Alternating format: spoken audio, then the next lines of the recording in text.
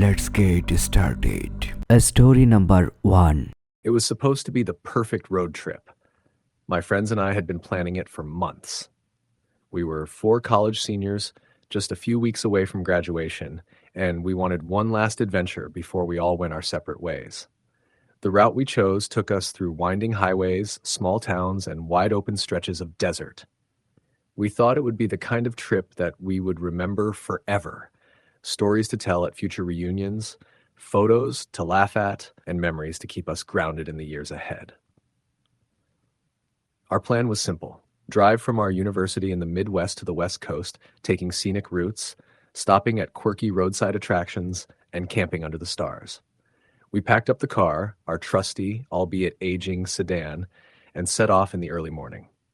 The first few days were filled with the excitement of hitting the road, our laughter and music filling the car.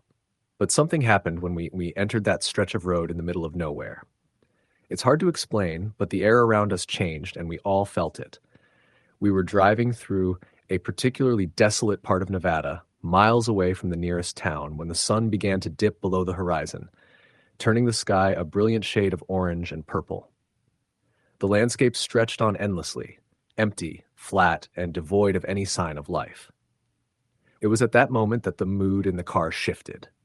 What had been lighthearted and carefree now felt heavy and tense. "Are we sure there's a gas station up ahead?" My friend Sarah asked, her voice betraying a hint of unease. We had been driving for hours, and the fuel gauge on the dashboard was rapidly approaching empty. "I'm sure," replied James, the most optimistic of us all.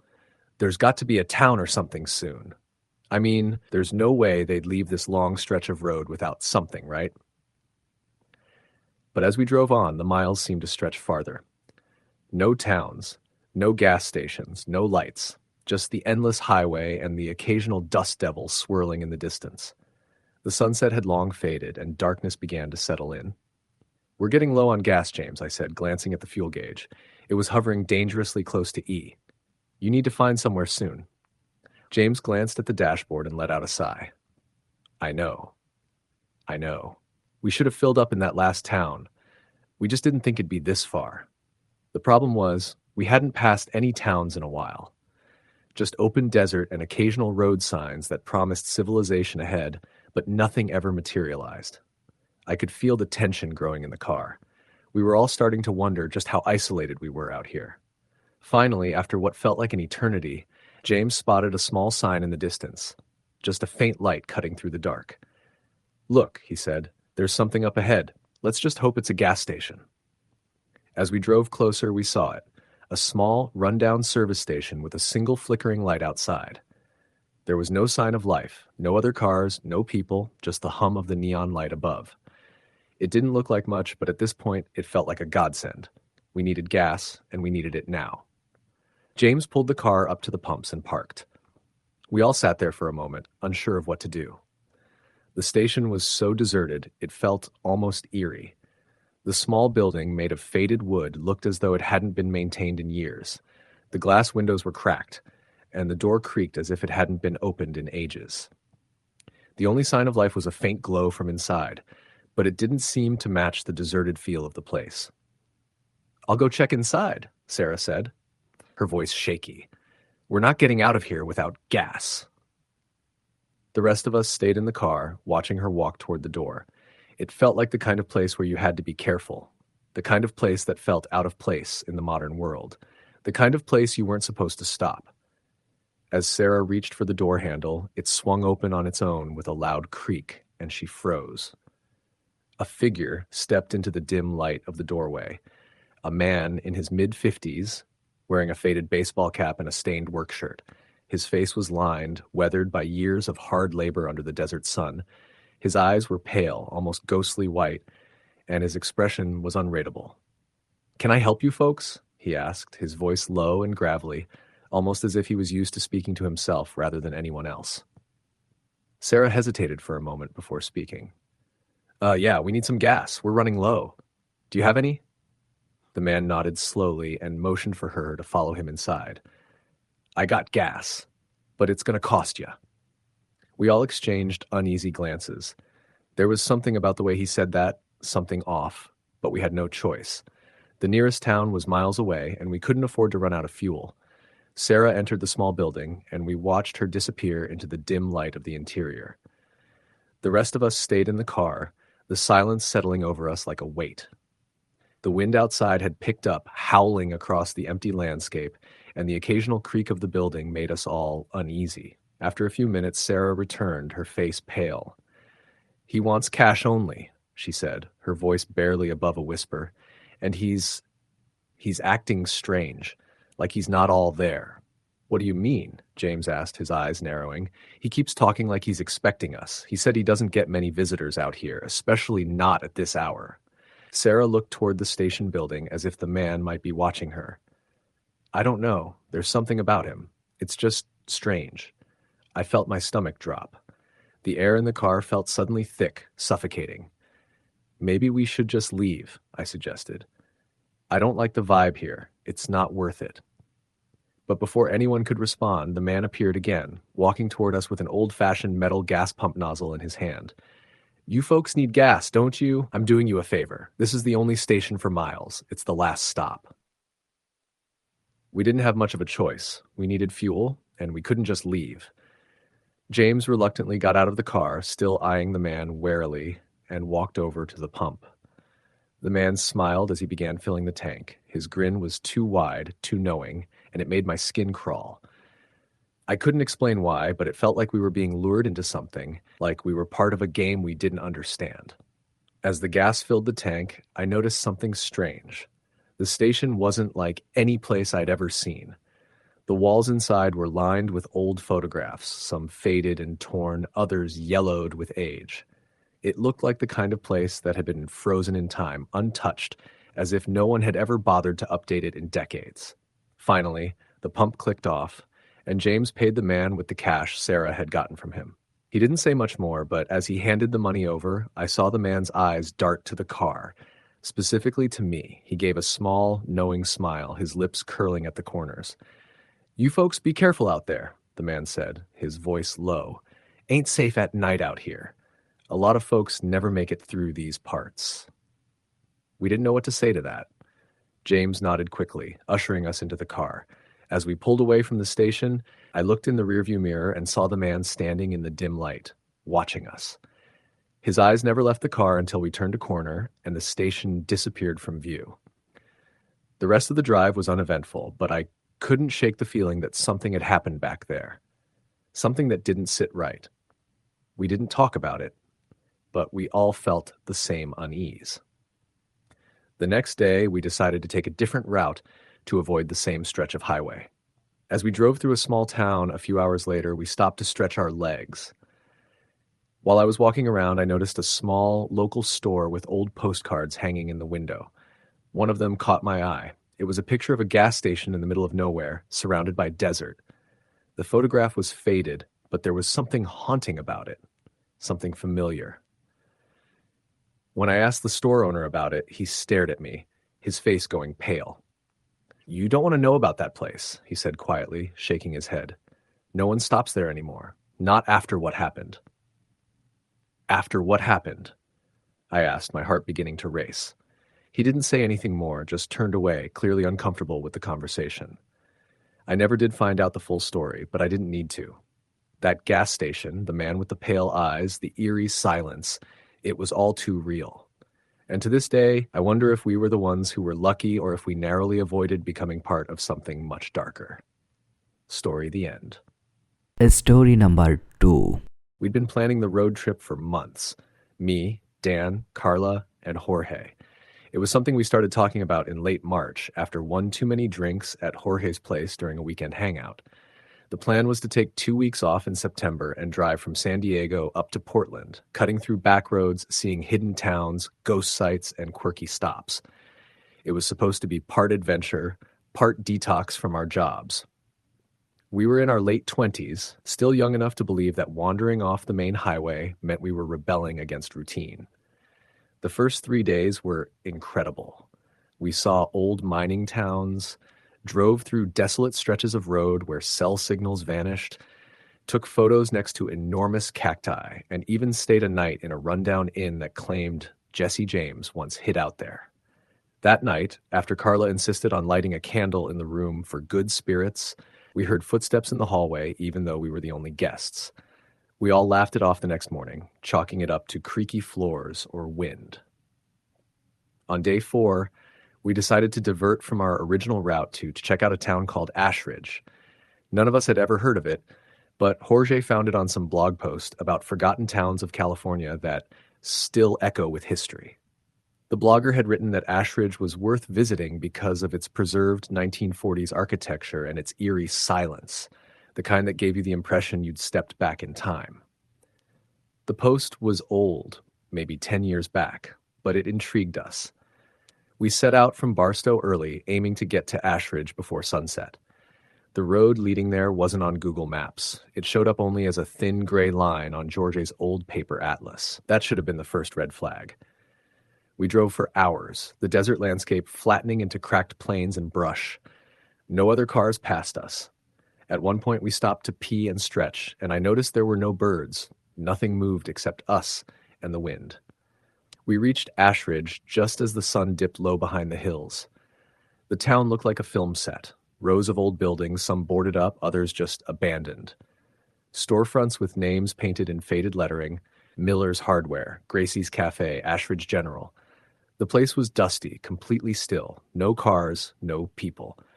The strangest thing was that the town wasn't in ruins. It wasn't falling apart. Everything looked intact, like people had simply vanished overnight and time froze. We parked by what appeared to be a community hall, white paint peeling from its wooden panels, and stepped out. The silence was overwhelming. Dan clapped his hands and the echo rang down the street. Carla joked about how it was the perfect place for a horror movie. Or a massacre, Jorge added, grinning. There was a small inn called the Pine Hollow Lodge. Surprisingly, the door wasn't locked. We stepped inside expecting dust and cobwebs, but everything was eerily clean. A guest book sat on the counter, but when we flipped through the pages, the last entry was dated 1989. The pages after that were blank. There were keys still hanging behind the desk, and Jorge, ever the instigator, grabbed one labeled Room 4. "We're staying here tonight," he said. "No way," I replied. "We don't know if anyone owns this place." Carla was already halfway up the stairs. "Come on, you scared? It's just for one night. We'll leave early." So we stayed. Room 4 was in the corner, overlooking the street. The beds were neatly made, and there was no dust anywhere. That should have been suspicious, but at that point, we were too wrapped up in the surreal charm of the place to care. We split up and took photos of the town, explored some of the abandoned shops. There were books still on the shelves of the general store, newspapers from 1988 on the counter.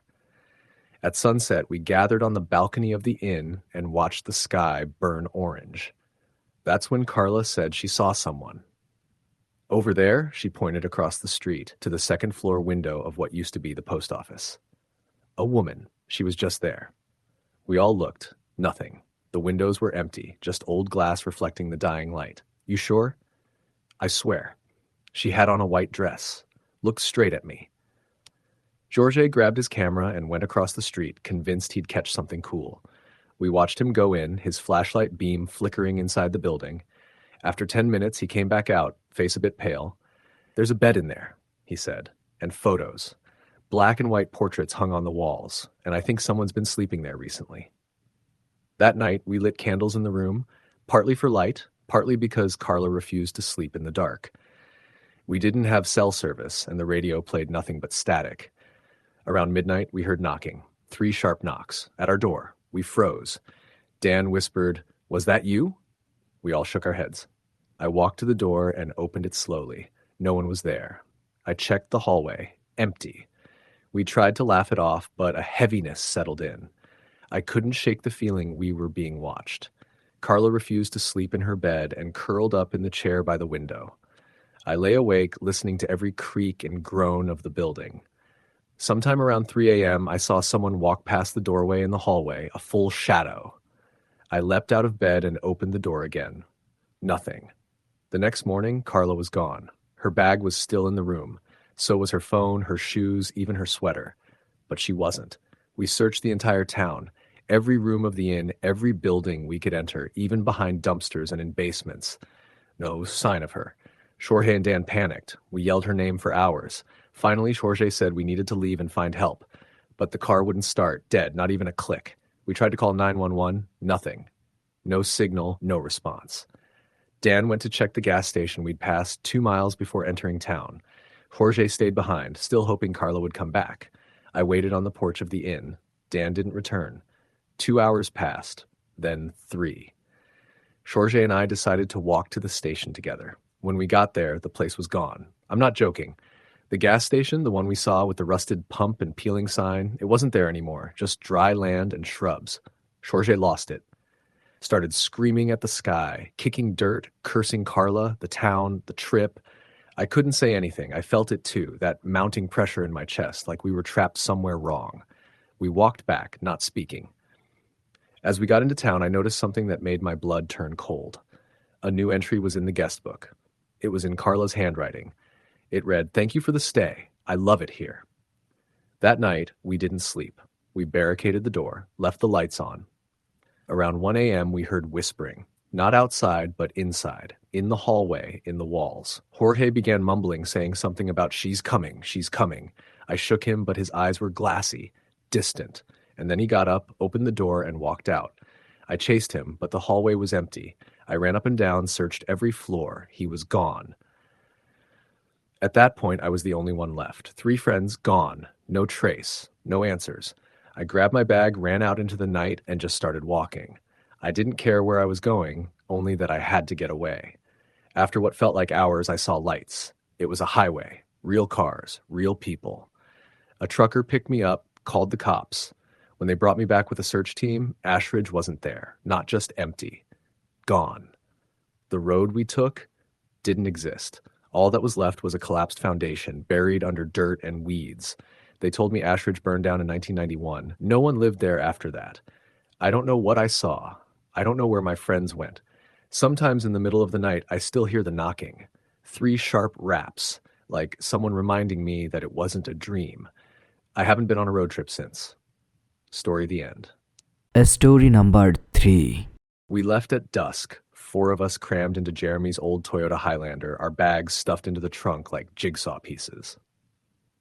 The plan was simple, a road trip from Reno to Portland, avoiding the interstates as much as possible, and instead taking the back highways through Northern California and into Oregon.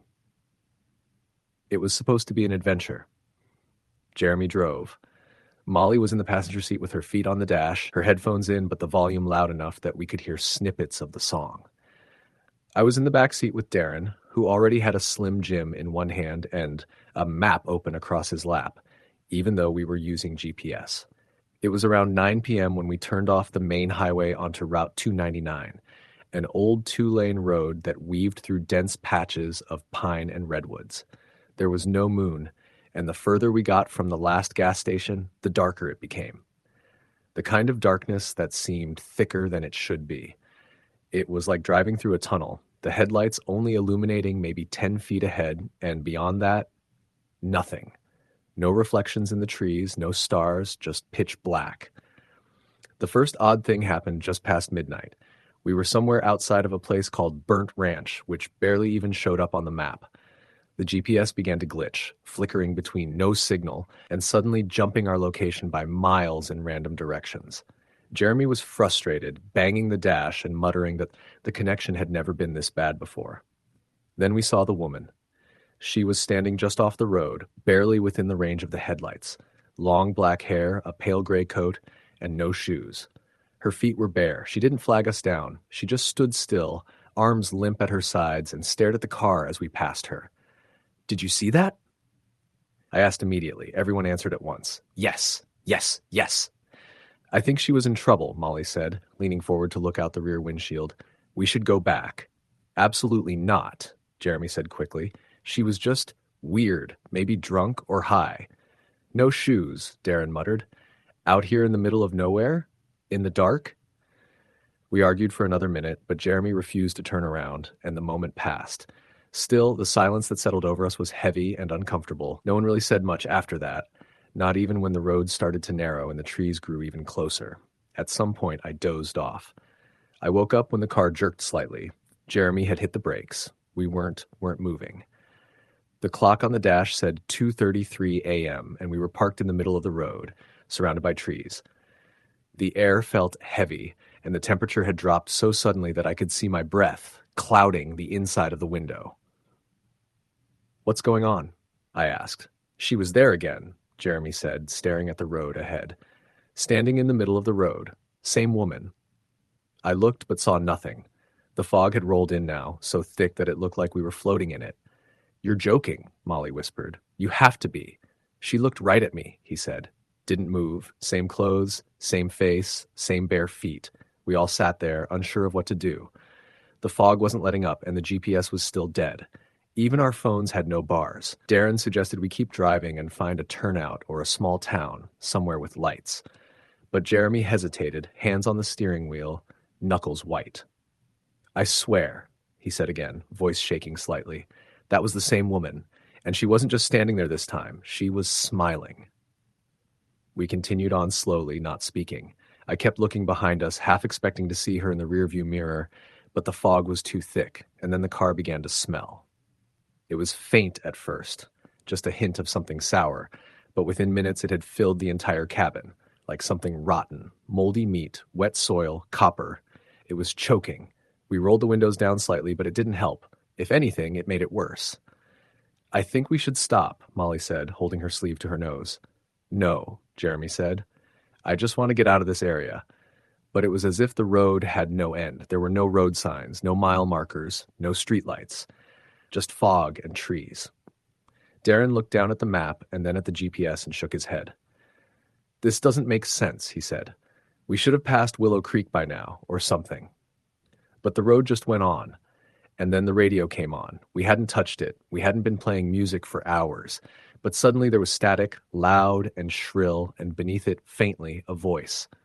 A woman's voice. It was hard to understand, but she was saying something in a low, broken tone, repeating it again and again. None of us moved.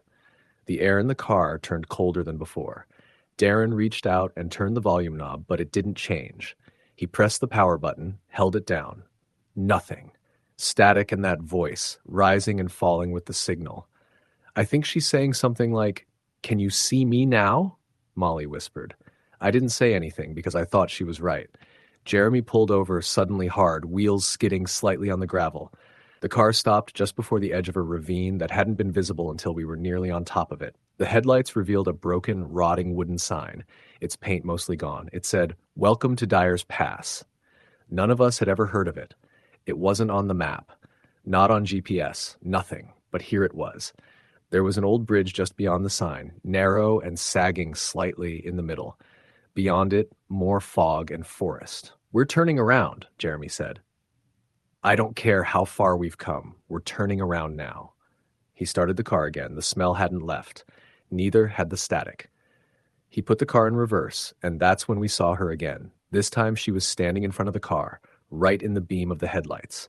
Her coat was gone now, just a white dress. Her hair was matted, her skin pale, gray almost, like a corpse, and she was barefoot, her feet caked with mud, blood on her ankles, and she was smiling, wide and too long. "No," Jeremy whispered. He backed up, but the moment he did, the engine cut off. Dead. We sat in silence, static still coming from the radio. The woman didn't move. Jeremy turned the key. Nothing. Tried again. Nothing. She tilted her head just a little. That smile never left her face. I think we're not supposed to leave," Darren said. "Shut up," Molly said, barely audible. We tried our phones again. Nothing. Then Darren took out a flashlight and opened the door. "Just don't," I said. "I need to see if something's wrong with the engine." He got out. The light flicked on and disappeared into the fog as he walked to the front of the car. The woman didn't move. She just stood there. Then suddenly, she was gone. Gone, like she'd blinked out of existence. "Darren?" Jeremy called. No answer. "Darren?" Louder this time. Nothing. Then we heard it. A thud on the roof of the car, then another. Like footsteps. Jeremy grabbed his door handle but didn't open it. "No," he said. "No, no, no." We were frozen. 3 of us. Not breathing. Another thud. Then silence. Jeremy opened his door, finally. Climbed out, I followed. Molly stayed in the car, sobbing softly. There was nothing on the roof, no sign of Darren, just fog and trees and that broken bridge behind us. "Where did he go?" I asked. Jeremy shook his head, scanning the area with his flashlight. We called for him for 10 minutes, maybe more. Then Jeremy found the flashlight, still on, lying in the dirt just past the front of the car. But no Darren. We didn't know what to do. We couldn't just drive. The car wouldn't start. And the fog felt like it was pressing in, suffocating. We waited until sunrise. At first light, everything looked different. No fog, no woman, no bridge. The road looked old, cracked, like it hadn't been used in years. And the sign, Dyer's Pass, was gone. We tried the car again. This time it started. We drove slowly, cautiously, until we reached Willow Creek.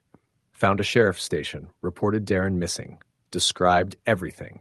The woman, the smell, the voice. They looked at us like we were insane, said no one had used that route in years, that there had been landslides, closed roads, that Dyer's Pass hadn't existed since the 70s. We asked if anyone had ever gone missing there. The deputy said there were rumors, an accident, a woman and her husband. They drove off the bridge. Only the man's body was recovered. Some said she wandered the woods looking for help, died out there. Some said she still did. We never found Darren. They sent search teams, dogs, nothing. We went home. The three of us, we never talked about it again, not in detail. But sometimes at night when I'm driving alone, the radio turns to static and I hear her voice. Can you see me now? Story the end. Story number 4. We left Chicago on a cool September morning, the kind of early fall day where the wind still carries the last hints of summer warmth. It was me, my girlfriend Sarah, our friend Greg, and his younger sister Melissa. The plan was simple, a 10-day road trip through the Midwest, ending in Colorado, where we'd meet up with friends for a music festival.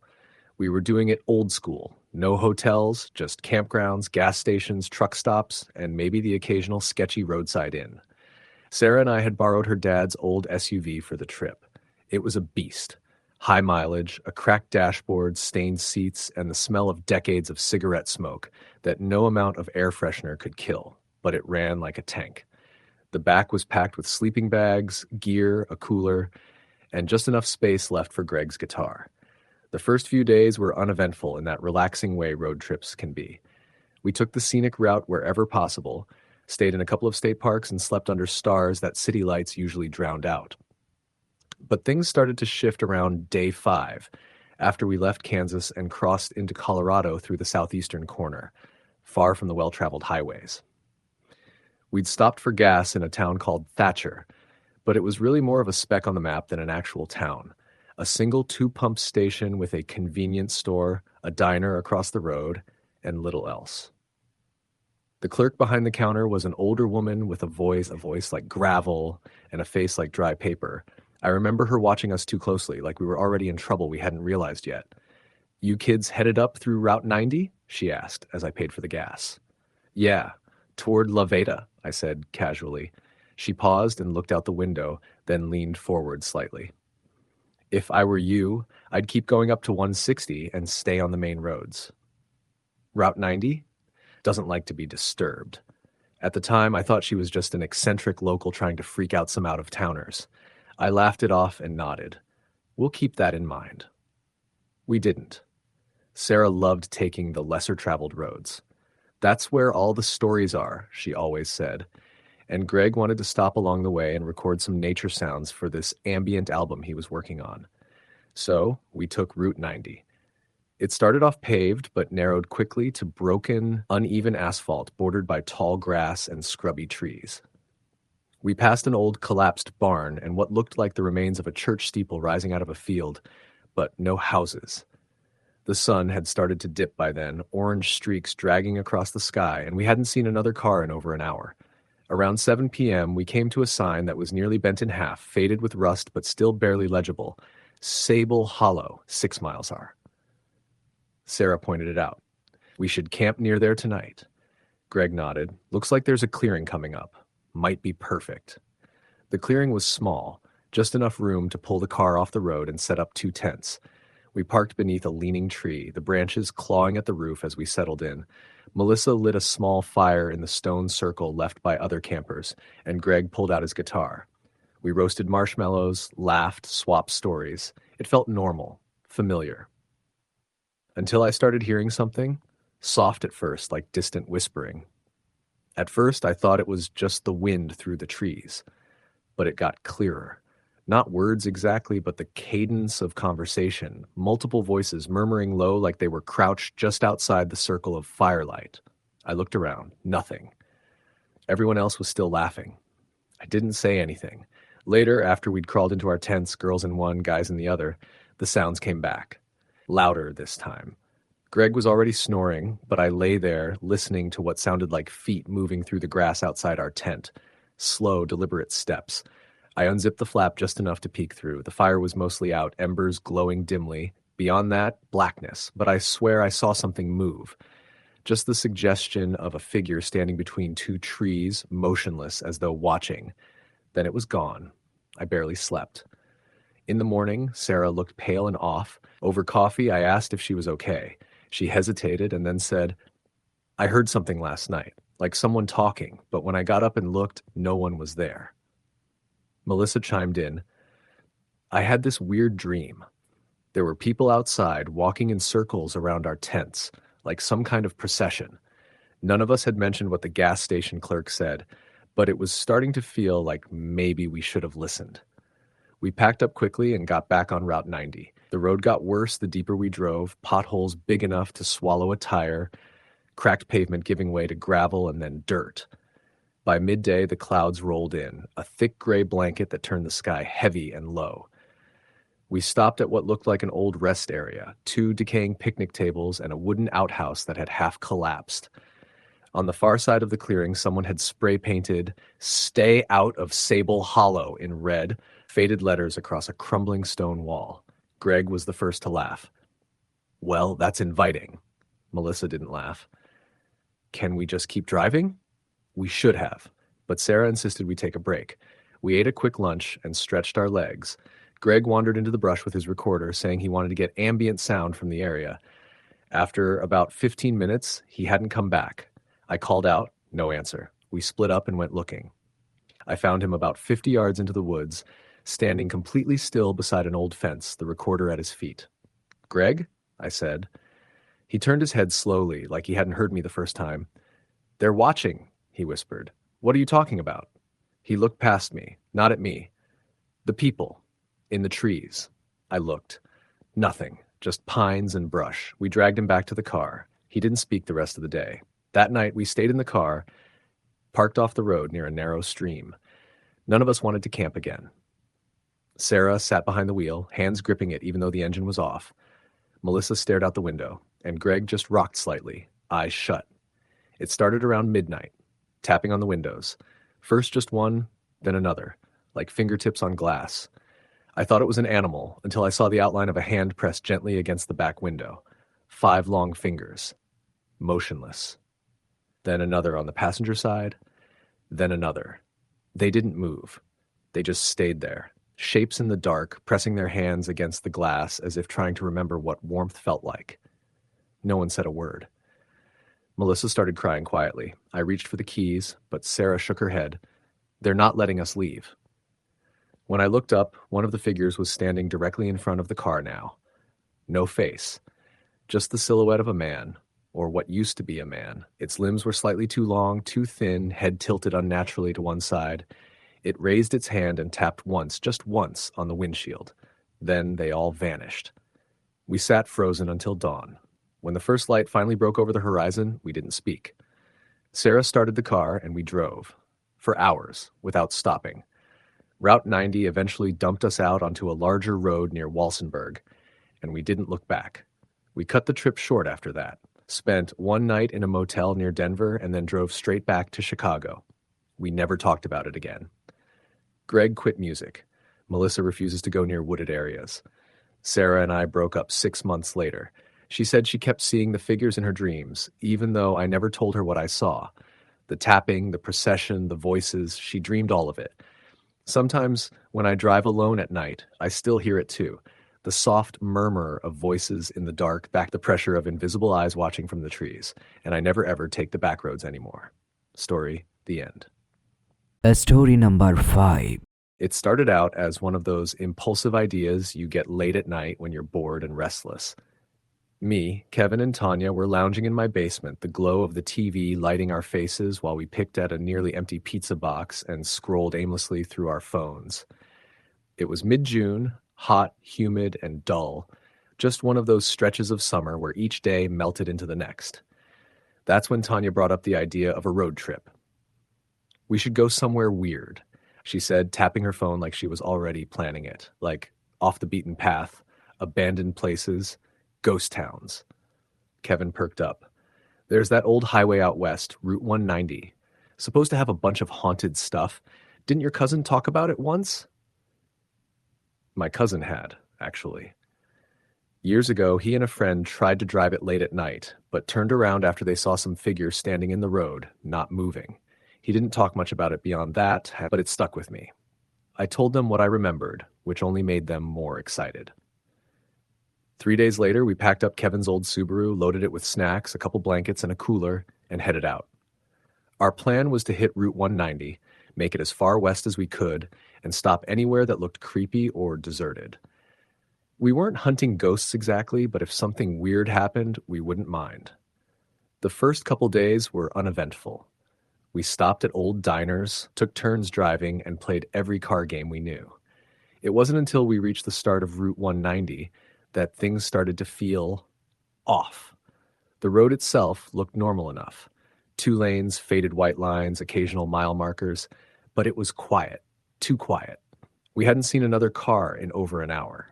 The trees on either side of the road pressed in like they were trying to swallow it whole.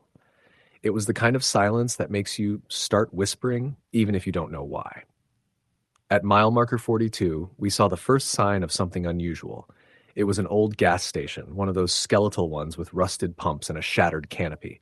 The store was boarded up, the windows smeared with grime, but there was a single light on inside, a dull yellow glow that flickered like a candle. Kevin pulled over immediately. "You see that?" he asked. "Someone's in there." "Maybe," I said, "but that place looks condemned." We argued about going in. Tanya was all for it. Kevin wanted photos. I was the only one who felt uneasy, but I didn't want to be the buzzkill. So we went. The front door creaked open, surprisingly loose. Inside, it was stuffy and smelled like mildew. The shelves were still stocked, weirdly enough. Cans of beans, faded cereal boxes, candy that had long melted into shapeless blobs inside cracked wrappers. None of it looked touched in years. The light we'd seen came from a desk lamp in the back office. There was no one in sight. Tanya called out, "Hello?" but no one answered. We stood there in silence, just the faint hum of the lamp filling the room. Then Kevin stepped behind the counter to take a look in the back. That's when it started. The door behind him slammed shut. Hard. We all jumped. Kevin spun around, his face pale. "I didn't touch it," he said quickly. Tanya went to open it, but it was stuck, like someone was holding it from the other side. We pushed and pulled, and finally it gave way, swinging open so fast it nearly hit Kevin in the face. No one was in the back room. There was a desk, the lamp, and a wall covered in dusty photos. Old Polaroids pinned to the wall with thumbtacks. Each one showed people standing in front of the gas station, smiling stiffly. The weird part? Every face had been scratched out with something sharp. Dozens of them. Scratched until the paper tore. Tanya stepped back. "This place is a freak show." We left fast. Back on the road, we didn't talk much for a while. Something about that place didn't feel right. It wasn't just creepy. It felt wrong. Violated. Like we'd walked into a place we weren't supposed to see. About 20 miles later, the car started acting up. The headlights flickered, then came back on. Kevin swore and pulled over, thinking it was the alternator. But when he popped the hood, everything looked fine. That's when Tanya noticed something in the rearview mirror. "Is that someone standing behind the car?" We all turned around. There was no one there. "I swear I saw something," she said, her voice tight. We brushed it off, maybe just tired, spooked by the gas station. But that night, we stopped at a roadside motel, one of those small, one-story places with exterior doors and buzzing signs, and things got worse. We took 2 rooms, Tanya and I in one, Kevin in the other. Around 2 a.m., I woke up needing to use the bathroom. I kept the lights off, not wanting to wake Tanya, and stumbled my way toward the back. As I passed the window, I froze.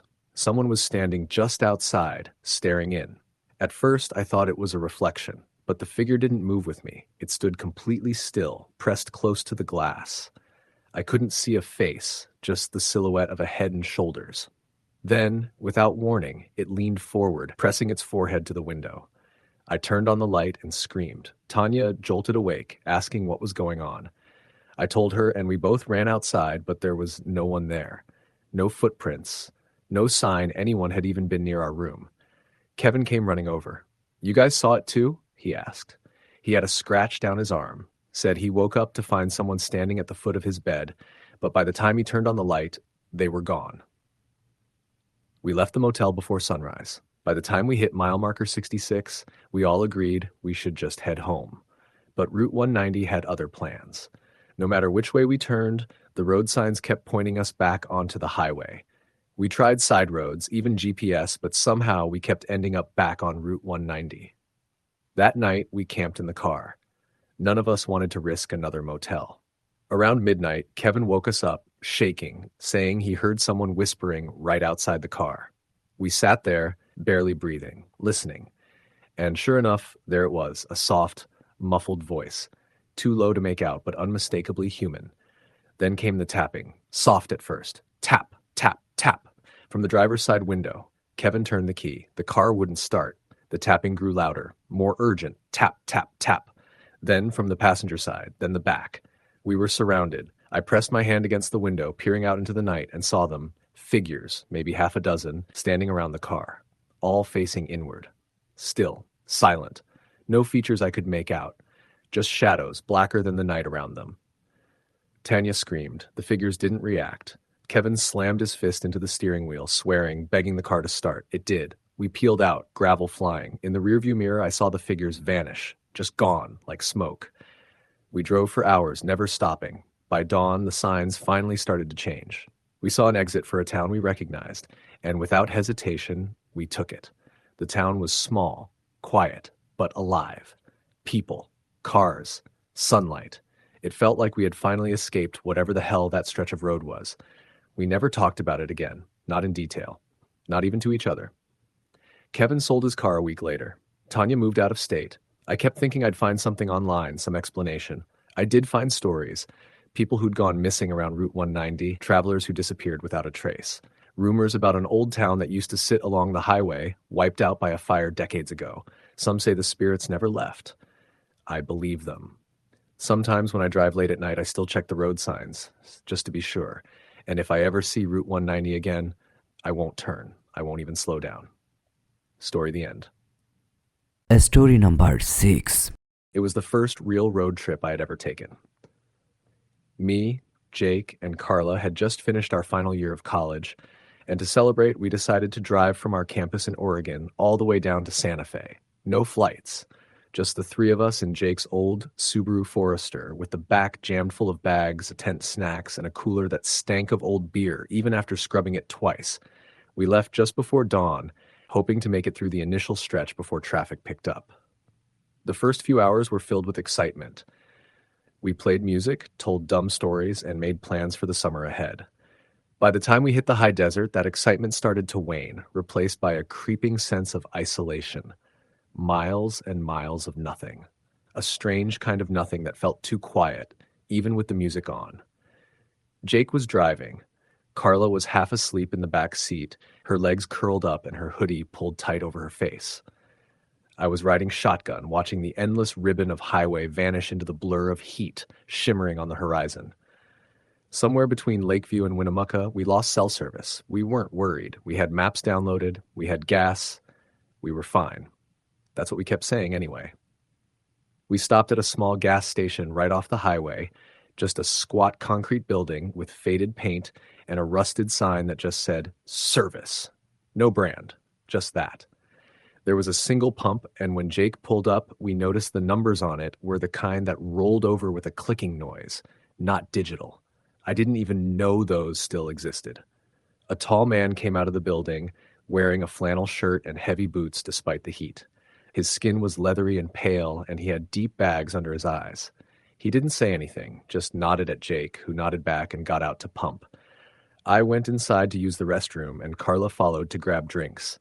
The air inside was weirdly cold, like icebox cold. It didn't match the clunky old AC unit rattling in the window. There was a rack of snacks, a fridge humming with soda and water, and a small counter with an old register and a little bell. I rang the bell and waited. No one came. I walked down the narrow hallway marked restrooms and noticed something strange. The hall was lit, but the walls were covered in scribbles, like people had written messages with pens or keys. I squinted at one of them. "Don't sleep here." Next to it, "She watches the car." I turned to Carla, who was reading the wall too. "You see this?" I asked. She just nodded slowly. Then she said, "Do you hear that?" I didn't, at first. But then I did. A whisper, so faint I couldn't make out words, but definitely a voice. It was coming from the far end of the hall, where there wasn't even a door, just a boarded-up section with what looked like a storage room beyond. We didn't say anything, just grabbed the drinks and practically ran out of there. Back in the car, Jake was finishing up. He hadn't seen the guy since he first came out. He assumed the pump had been set to pay later. He went inside to pay while we sat silently in the car. The whispering from inside the building still seemed to linger in my ears. When Jake came back out, he looked pale. I asked him if he was okay. "The guy's gone," he said. "What do you mean, gone?" "I mean, the place is empty. Like, empty. No one in there. No chairs behind the counter, no register. The drinks and snacks are just props, like fake. I picked up a candy bar and it's a block of wood wrapped in plastic." I asked if he was messing with us. He swore he wasn't. "Let's just go," Carla said. She was already reaching for her seatbelt. We drove on. That stretch of road between the gas station and the next town felt longer than it should have. It was as if we were looping through the same scenery over and over. Same rocky outcrops, same half-buried fence posts, even a twisted road sign that was so faded you couldn't read it. And then we saw the gas station again. At first, we thought it was a second one. Jake slowed down, but the building was identical. Same chipped paint, same rusted sign that said just service. Even the pump was in the same position. We hadn't made any turns. We hadn't even looped back. We didn't stop. Carla leaned forward between the seats. "Jake, are you sure you went the right way?" "There is only one way," he snapped. The temperature in the car was climbing. The AC blew hot air, and when Jake fiddled with the dials, the controls didn't respond. My phone still had no signal, and the GPS map just showed a spinning wheel. Then I looked out the window and saw a figure standing in the scrub brush beside the road. She was far off, maybe 50 yards, but clearly visible. Pale white dress, black hair hanging forward over her face. I thought I was imagining it until Carla whispered, "Do you see her?" I nodded, and Jake kept driving, his eyes fixed on the road. We didn't speak for a long time. Eventually, we hit a fork in the road that wasn't on the map. There were no signs, just two dirt paths veering in opposite directions. Jake slowed to a crawl. "I swear this wasn't here before." "We should turn around," Carla said. Jake looked at her in the rearview mirror. "And go where? Back to the ghost gas station?" Carla just stared down at her lap. She looked like she was trying not to cry. Jake took the right path. The road was rough, jarring, and riddled with ruts that shook the car with every bump. Trees started to appear, scraggly things with twisted limbs and pale bark. The sky turned a deep, unnatural orange, though it was still mid-afternoon. Suddenly, the car stuttered and slowed. Jake hit the gas, but the engine groaned. He pulled over and popped the hood. Steam billowed out. I got out too and immediately felt how silent it was. No birds, no wind. Just an oppressive stillness that felt like a weight pressing against your ears. Jake cussed under his breath. The radiators fried. We were in the middle of nowhere. No signal, no help. The road behind us had disappeared, literally. When I turned to look, there was no path behind the car, just trees. Carla started crying. Then came the knock. A soft, deliberate knock on the rear window of the car. We all froze. Jake was beside me, and Carla was still in the back seat, looking wide-eyed toward the sound. There was no one there. Then the whispering returned. Louder now, clearer. "Stay in the car." It was coming from all around us, like the trees were speaking. Jake grabbed a tire iron from the back and started circling the car, scanning the trees. I opened the door and told Carla to come out, but she shook her head violently. She kept pointing at something outside the passenger window. I leaned in and looked. There, between the trees, was that same woman, closer now. Her head tilted, hands limp at her sides, hair matted and sticking to her face. She didn't move, just stared. Jake saw her too. He ran toward her, swinging the tire iron. "Hey, who the hell are you?" She didn't move. He got within 5 feet, and then she was gone. Not like she ran. She just vanished. Jake stood there, breathing hard, tire iron still raised. Then we heard Carla scream. I ran back to the car. She was clawing at the window, stopped, her face twisted in pure panic. I pulled open the door, and she bolted out, grabbed me, and buried her face in my chest. "She was under the car," she gasped. "What? Her face. She was under the car. I saw her looking up at me from the ground." I wanted to believe she was hallucinating, maybe heat stroke or panic. But I looked under the car. There were 2 handprints in the dust under the back bumper. We didn't wait. Jake cooled off the engine with water from the cooler and managed to start the car. We drove until the trees thinned out and the dirt road gave way to cracked pavement. The sun was setting and the orange glow began to fade into deep blue. Then, just like that, we were back on a regular road. Paved, with visible mile markers and a green road sign ahead that read, "Welcome to Ely, Nevada." Jake pulled into the first motel we saw. It was run down, but it had lights, people, and most importantly, cell service. None of us slept well that night. Carla kept the TV on to drown out the whispers she said she still heard. Jake triple-locked the door and pushed a chair under the knob. I laid in bed staring at the ceiling, half expecting to see a pale face peering down from the shadows.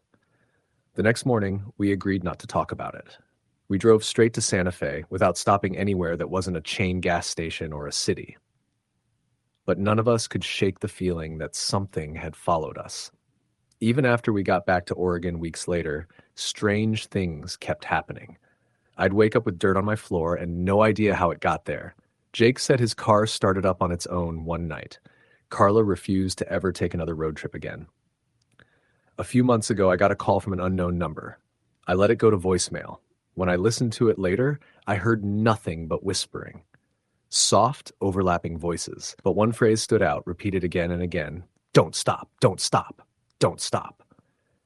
I deleted the message, but I still hear it sometimes, especially when I drive at night and the road gets quiet. Story, the end. Story number 7. We had been planning this road trip for weeks, maybe even months, and it was everything I needed. A break from work, a break from the stress of life in the city, and a chance to get some fresh air. My friends and I were excited, and as we packed up into my old sedan, we laughed and joked, eager for the adventure ahead. There were 6 of us. Me, Dan, Luke, Katie, Rachel, and Claire. We'd all been friends since college, and though we'd gone in different directions after graduation, our bond was still strong. The trip was supposed to be a weekend getaway, 3 days of driving, exploring small towns, and camping under the stars. We didn't have a clear destination. It was about the journey, not the destination. The plan was to drive through the mountains and then follow the scenic route down to a beach we'd found on the map, secluded and quiet. We wanted to find a place untouched by the masses of tourists, somewhere where we could just escape and unwind. We set out early that Friday morning, the sun just rising as we hit the road. The car was packed with camping gear, snacks, and music, and the mood was light. We played games, listened to our favorite songs, and talked about everything and nothing as we sped down the highway. We passed through small towns with quirky names, old gas stations with fading signs, and fields that stretched out endlessly, green and peaceful. It felt like the perfect trip. Somewhere along the way, the sky started to turn gray, and the wind picked up. We didn't think much of it at first, just another weather change. We kept driving, winding our way through winding roads and dense forests. The landscape started to feel more isolated, quieter. The small towns grew fewer and farther between. It was starting to get dark by the time we reached an old highway, one that seemed forgotten by time. "That place looks like it's been abandoned for years," Rachel said, pointing to a roadside diner. It was a small building with faded neon lights that didn't seem to work, and the parking lot was empty. "Maybe we should stop," Claire suggested. "It could be fun." We pulled into the lot, the gravel crunching under the tires. The diner didn't look particularly welcoming, but we were all a little curious. It had that eerie, offbeat charm, like something out of a movie. The sign out front flickered, and the windows were dusty and smeared with what looked like years of neglect. But we were tired, and we needed a break. As we walked inside, the bell above the door jingled, and the musty smell of stale coffee and old wood hit us. The lights were dim, and there were only a few booths with cracked vinyl seats.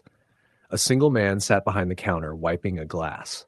He was older, probably in his late 60s, with a weathered face and deep-set eyes. He didn't greet us at first, just stared at us silently as we made our way to a booth near the back. "Table for 6, I said, trying to break the awkward silence.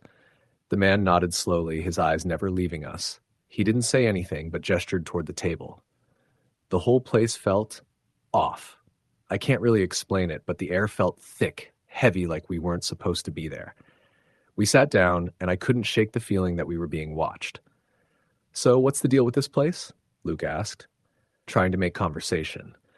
"It looks like it's been closed for decades." The man's gaze shifted, and for a moment, he didn't speak. Then, in a voice that sounded like it hadn't been used in years, he said, "It's been here a long time, longer than most people know." We all exchanged uneasy glances. It was one of those responses that left more questions than answers, but nobody seemed eager to dig deeper. The menu was simple, nothing fancy. A few sandwiches, some old-fashioned diner staples like pie and milkshakes. We each ordered something quick, and the man shuffled away to the kitchen without saying another word. As we waited, the quietness of the place settled in around us. The only sound was the soft hum of the refrigerator and the occasional creak of the floorboards. There was something about the silence that made me uneasy. It wasn't peaceful. It wasn't calming.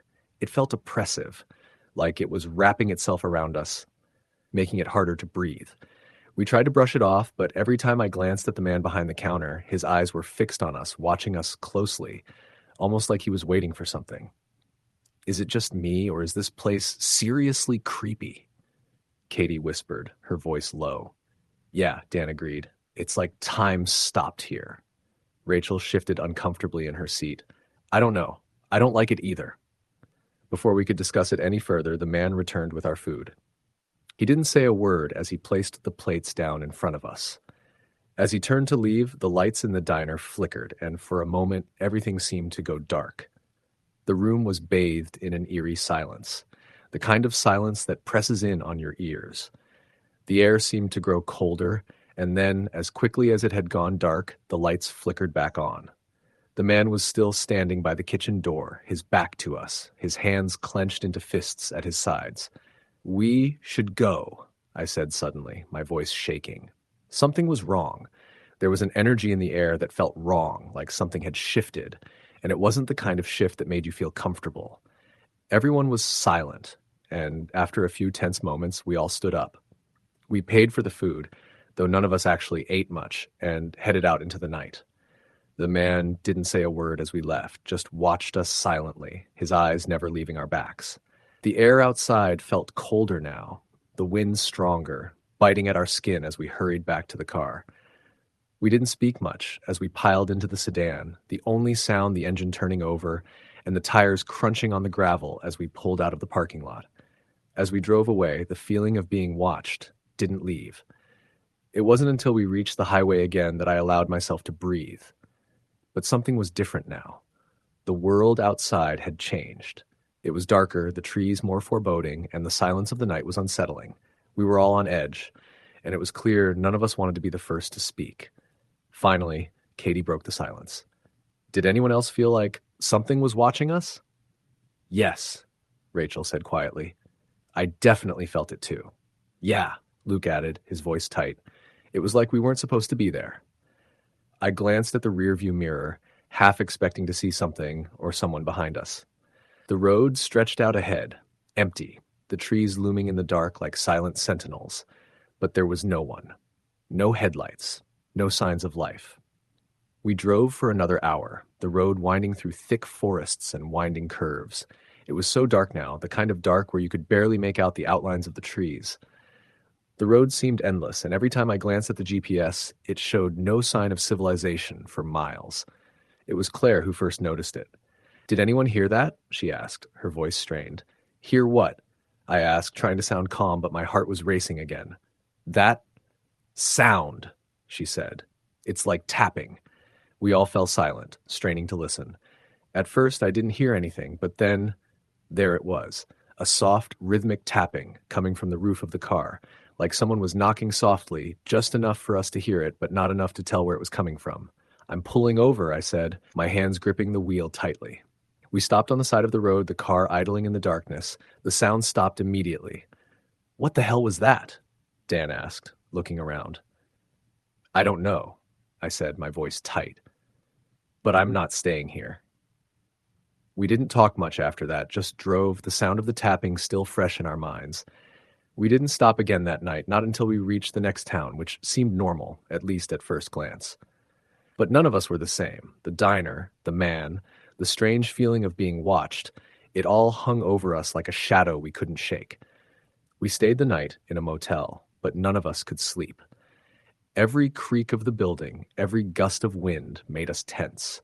It was as though the events of the evening had left an imprint on us, something we couldn't escape. The next morning, we left town as quickly as we could, but the memory of that diner, the man, the feeling of being watched, the tapping on the roof, stayed with us long after we left. We never talked about it much, but none of us forgot. Every time I pass that stretch of road, I can't shake the feeling that something is out there, waiting, watching. Story, the end. Story number 8. We had been planning our road trip for months, and it was everything we'd hoped for. A week-long getaway, just the three of us, Tess, Sam, and I, driving through the American Midwest, exploring small towns, eating at diners, and camping under the stars. We were all fresh out of high school, ready to hit the open road before college started and life got serious. The first few days went perfectly. We laughed, played games, and drove for miles through vast stretches of land that seemed to go on forever. It felt like the world was ours, and we were free. We stopped at weird roadside attractions and talked to locals at small gas stations and convenience stores. I'll never forget the excitement of that freedom, the feeling that the road had no end, just more and more places to explore. But somewhere on the fourth day, things started to feel off.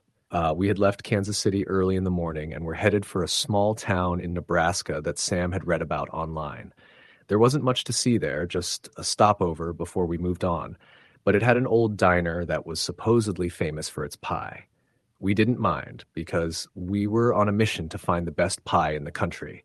The drive was long, and we were deep into the rural part of Nebraska when we realized we'd missed a turn. We had been so caught up in the conversation that none of us noticed the road signs. When we finally looked at the map, it was too late to turn around. "Should we just keep going?" Tess asked, glancing up from her phone. "I mean, we're only a few miles off track, right?" "Yeah," Sam said. "We'll just keep going, make it an adventure." I wasn't so sure. The road had started to look more isolated. The kind of road where there were no signs, no houses, no other cars. Just us and the occasional abandoned farmhouse in the distance. I had a weird feeling in my stomach, like we were driving too far into nowhere. But I kept my mouth shut and went along with it. The further we went, the more it felt like the world around us had changed. The landscape became more desolate, and the sun started to dip lower, casting long shadows over the road. The trees, which had been green and full of life earlier, were now sparse and twisted, with their branches reaching out like skeletal hands. The air felt colder, though it was still warm outside. It was as if the land itself had taken on a different energy, darker, more foreboding. "We should have turned around," I muttered, mostly to myself. Tess and Sam didn't hear me, but I couldn't shake the feeling that we were being drawn into something we couldn't escape. We were just about to say something when I saw it. Off to the side of the road, a figure standing at the edge of the trees. I didn't know why, but I felt a chill run through me. The figure was tall, thin, and covered in a dark coat, even though the weather wasn't cold enough for one. It stood motionless, staring straight at us. "Did you guys see that?" I asked, my voice barely above a whisper. Sam glanced over, but by the time he looked, the figure was gone. "What? No. I didn't see anything." Tess didn't seem to notice either, but I couldn't shake the feeling that something was wrong. It wasn't just the figure, it was the way everything felt. The silence that seemed to wrap around us. The air was too still. Even the sound of our tires on the road was muted. "You sure you're okay?" Tess asked, noticing my unease. "Yeah," I replied, trying to convince myself. I don't know. It's weird out here. Well, we're almost to that diner, Sam said. Let's just keep going. We drove on for what felt like hours, the miles stretching out before us. I tried to focus on the road, but the feeling of being watched never left. The occasional creak of the car and the long stretches of empty highway only heightened my sense of unease. Finally, we came upon a small, dilapidated sign that read, "Welcome to Hawthorne, population 143. It was a tiny, forgotten town in the middle of nowhere, a place that looked like it hadn't changed in decades. "Here we are," Sam said, his voice brighter now that we'd finally reached a destination. "Let's get some pie." I wasn't so sure. The town didn't look like a place you'd want to visit. The buildings were old, weathered by time and neglect. The streets were eerily quiet, and there was a sense that everyone here was waiting for something. I didn't know what it was, but I could feel it in the air. It wasn't a feeling of welcome, but rather of something waiting. We parked the car outside the diner, and as we stepped out, I noticed the silence. No birds, no cars, no voices. Just the wind, but even that felt strange, like it was holding its breath. The diner itself was small, its sign flickering weakly. The lights inside were dim, casting an almost sickly glow through the windows. "Let's just go in," Tess said, clearly not sensing the same discomfort that was creeping up on me. We entered the diner, and immediately I felt the temperature drop. The inside was just as worn as the outside, stale air, chipped tables, and a few old patrons who didn't even glance up when we walked in. There was an odd smell, something metallic and musty. An older woman stood behind the counter, wiping it down with a rag. Her hair was long and thin, her face lined with age. She didn't smile when she looked at us, just nodded slightly as if expecting us. "Pie, I suppose?" she asked, her voice quiet but sharp. We nodded, each of us taking a seat at the counter. I couldn't shake the feeling that we weren't alone, even though the place was practically empty. As the woman went to get our order, Tess and Sam started talking about the road, how strange the trip had been. I couldn't focus on their conversation, though. My eyes kept drifting to the window, to the empty street outside. The silence was unbearable. "Here you go," the woman said, placing 3 slices of pie in front of us. "On the house, I've been expecting you." Her words sent a shiver down my spine.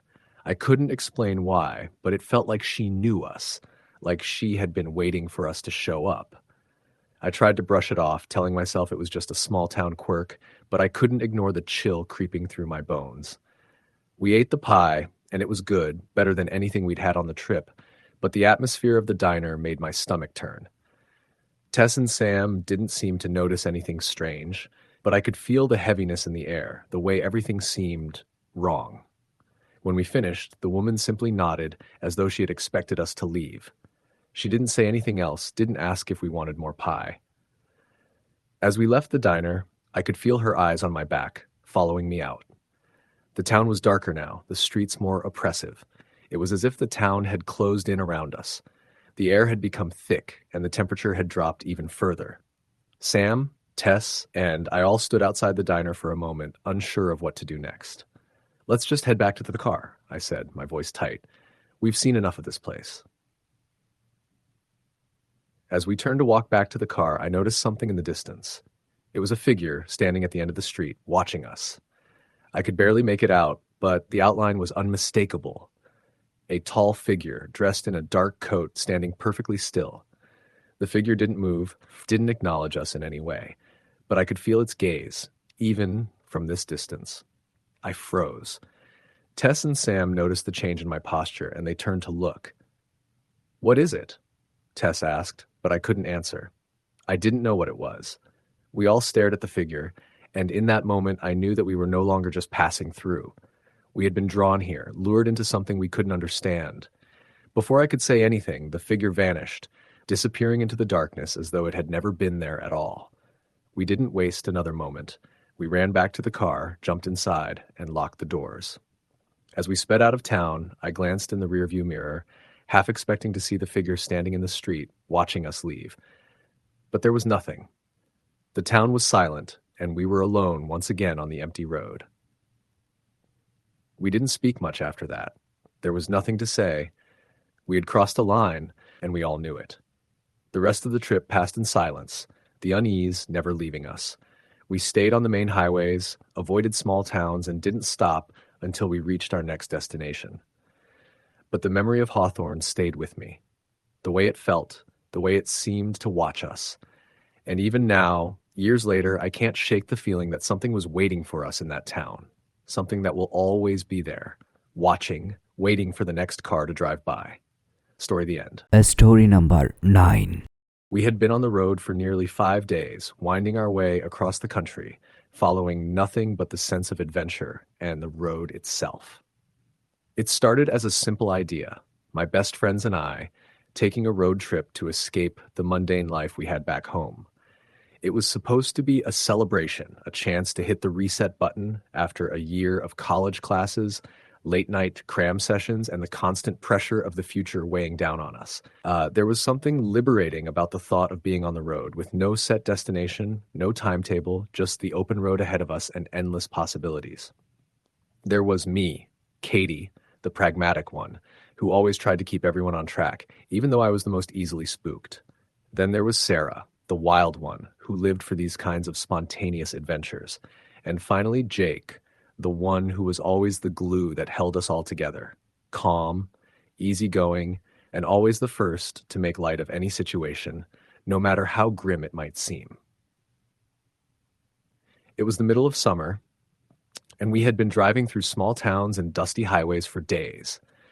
We had already crossed 2 states and were heading toward the next leg of our journey when we took a detour off the main highway. We had found a small road on the map that promised a scenic view, something that was always an easy sell for Sarah, who liked to take photos of whatever wild beauty we happened to stumble upon. I swear, if we see something cool, I'll pay for dinner, Sarah teased as we turned onto the dusty, narrow road.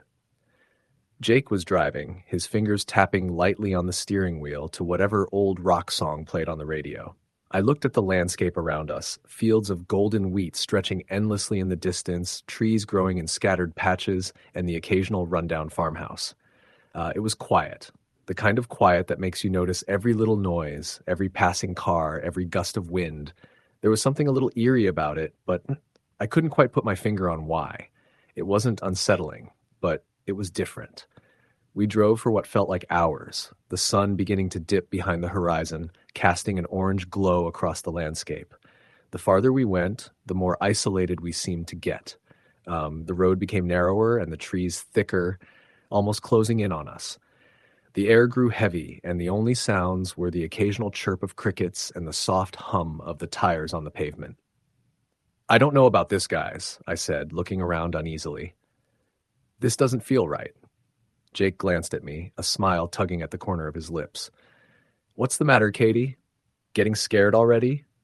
I rolled my eyes, but I couldn't shake the feeling that something wasn't right. It wasn't that I was afraid of being on a remote road. I had done this plenty of times before. But the silence felt different, the stillness oppressive. The kind of silence that makes you feel like you're being watched. "Let's keep going for a bit," Sarah said, her voice light and carefree. "Maybe we'll find some cool spot to stop and take pictures." We drove on, the trees now surrounding us completely, casting long shadows across the road. It felt like we had entered some kind of forgotten place where time had slowed down. As we rounded a bend, we saw a small, dilapidated building up ahead. It looked like an old gas station, or maybe it had been one once. Its roof was sagging, the windows dark and broken. The faded sign hanging by the door was unreadable, as if time had erased whatever had once been written there. "This looks not great," I said, instinctively clutching my seatbelt as we approached. Sarah, however, was already leaning forward, her eyes wide with excitement. "This is perfect. There's gotta be something creepy inside." Jake slowed the car, glancing at both of us. We could just drive by, no need to stop. But Sarah was already opening her door. "Come on, don't be boring. Let's just take a quick look around. It'll be fine." Before we could protest, she was already out of the car, walking toward the crumbling building. I looked at Jake, my heart pounding a little faster than usual, but we both followed, knowing it was futile to try and stop her once she had an idea in her head. We walked toward the old structure, the air growing colder as we got closer. The sun had set completely now, and the darkening sky seemed to make everything feel even more isolated. There were no sounds of wildlife, no crickets or birds, just the eerie silence. Even the wind had stopped, as though the world was holding its breath. As we reached the building, I noticed something strange. The door, which should have been locked or at least boarded up, was ajar, swinging slightly in the breeze. I felt a chill crawl down my spine, and I stopped dead in my tracks. "I don't know about this," I said, my voice barely above a whisper. "This place feels wrong." Jake, ever the skeptic, shrugged. "It's just an old building. Probably nothing in there but rats and dust." But even as he spoke, I could see his hesitation. He wasn't as brave as he wanted us to think. He glanced at me, then Sarah, who was already peering inside. "I'm going in," she said, her voice filled with excitement. "There's got to be something cool to see." She stepped inside before we could stop her, disappearing into the darkness of the building. We exchanged a look, and Jake sighed. "Let's just get this over with," he muttered. We followed her in, and as soon as we entered, the temperature seemed to drop even further. I could see my breath in front of me, a thin mist forming as I exhaled. The building was in complete darkness, save for the faint moonlight streaming through the broken windows. There were old crates scattered across the floor and remnants of what could have been furniture long ago. Everything was coated in dust, and the air smelled stale, like it hadn't been disturbed in years. "Sarah?" Jake called out softly, his voice echoing through the empty space. "You okay?" No answer. A sense of unease settled over me, and I took a few steps further inside, trying to get a better sense of the place. I heard Sarah's voice then, faint and distant. "Guys, you have to come see this!" I glanced at Jake, who shrugged again, his casual demeanor in stark contrast to the tight knot forming in my stomach. We followed the sound of her voice, our footsteps echoing on the wooden floorboards. The deeper we went into the building, the more oppressive the silence became. It felt like we were being swallowed whole by the darkness. Sarah was standing in the far corner of the room, staring at something on the ground. As we approached, I saw what she was looking at. Old, faded photographs scattered across the floor. Some were framed, others were just loose, their edges curling with age. I bent down to pick one up, and as soon as my fingers touched the glass, I felt an icy jolt run through my body.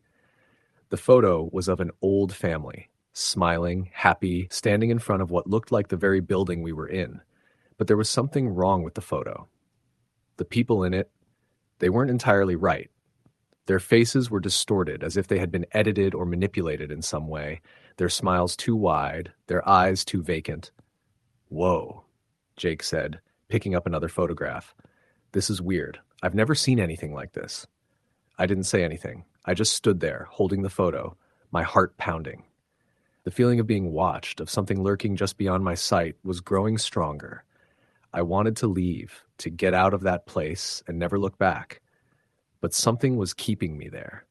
A curiosity, or maybe a sense of dread that I couldn't shake. Then, as if answering my thoughts, the building seemed to shift. The temperature dropped even more, and I heard a creak from above us, like the sound of something heavy moving in the attic. I froze, my blood turning to ice. The sound of footsteps, slow, deliberate, came from above. I turned to Jake and Sarah, my voice trembling. "Did you hear that?" Before they could respond, the floorboards above us groaned again, and then a soft, raspy voice echoed through the building, barely audible but unmistakable.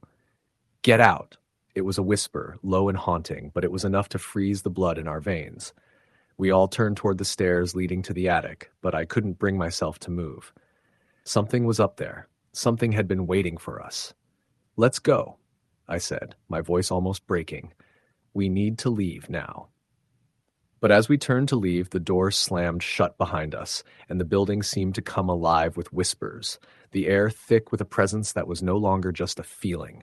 We were no longer alone. We rushed for the door, but it wouldn't open. It was as though something invisible was holding it shut, trapping us inside. My heart raced, my breath shallow. The whispers grew louder, echoing in our ears, calling us to stay, to listen, to never leave. Then with a sudden crash, the door flew open, and we bolted from the building, not stopping until we were back in the car, speeding away from that cursed place. We didn't talk much after that. We didn't need to. We knew what we had felt, what we had heard, and we knew deep down that we had stumbled upon something that shouldn't have been disturbed. We never spoke of that road trip again, and we never drove down that road. The photos, the whispers, the voices, they stayed with us long after we left that town behind. Story the end. Story number 10. We were on the road for nearly a week when it happened. My friends and I had been driving across the country, enjoying the freedom and adventure that came with a road trip. We were college seniors, eager to kick back and create lasting memories before graduation and the inevitable push into adulthood. There was a certain magic to the open road, with endless horizons and small towns that seemed to hold secrets, and we had every intention of uncovering them. The trip had been mostly uneventful. We laughed at each other's jokes, debated about where to stop for food, and sang along to classic rock songs that kept us energized. It felt like we could go on forever, but as we neared the outskirts of an unfamiliar town, things began to take a strange turn. It was late, around 11:30 p.m., when we decided to pull over. We hadn't planned on stopping in this town. We hadn't even passed a sign for it until we saw a small, dimly lit gas station by the side of the road.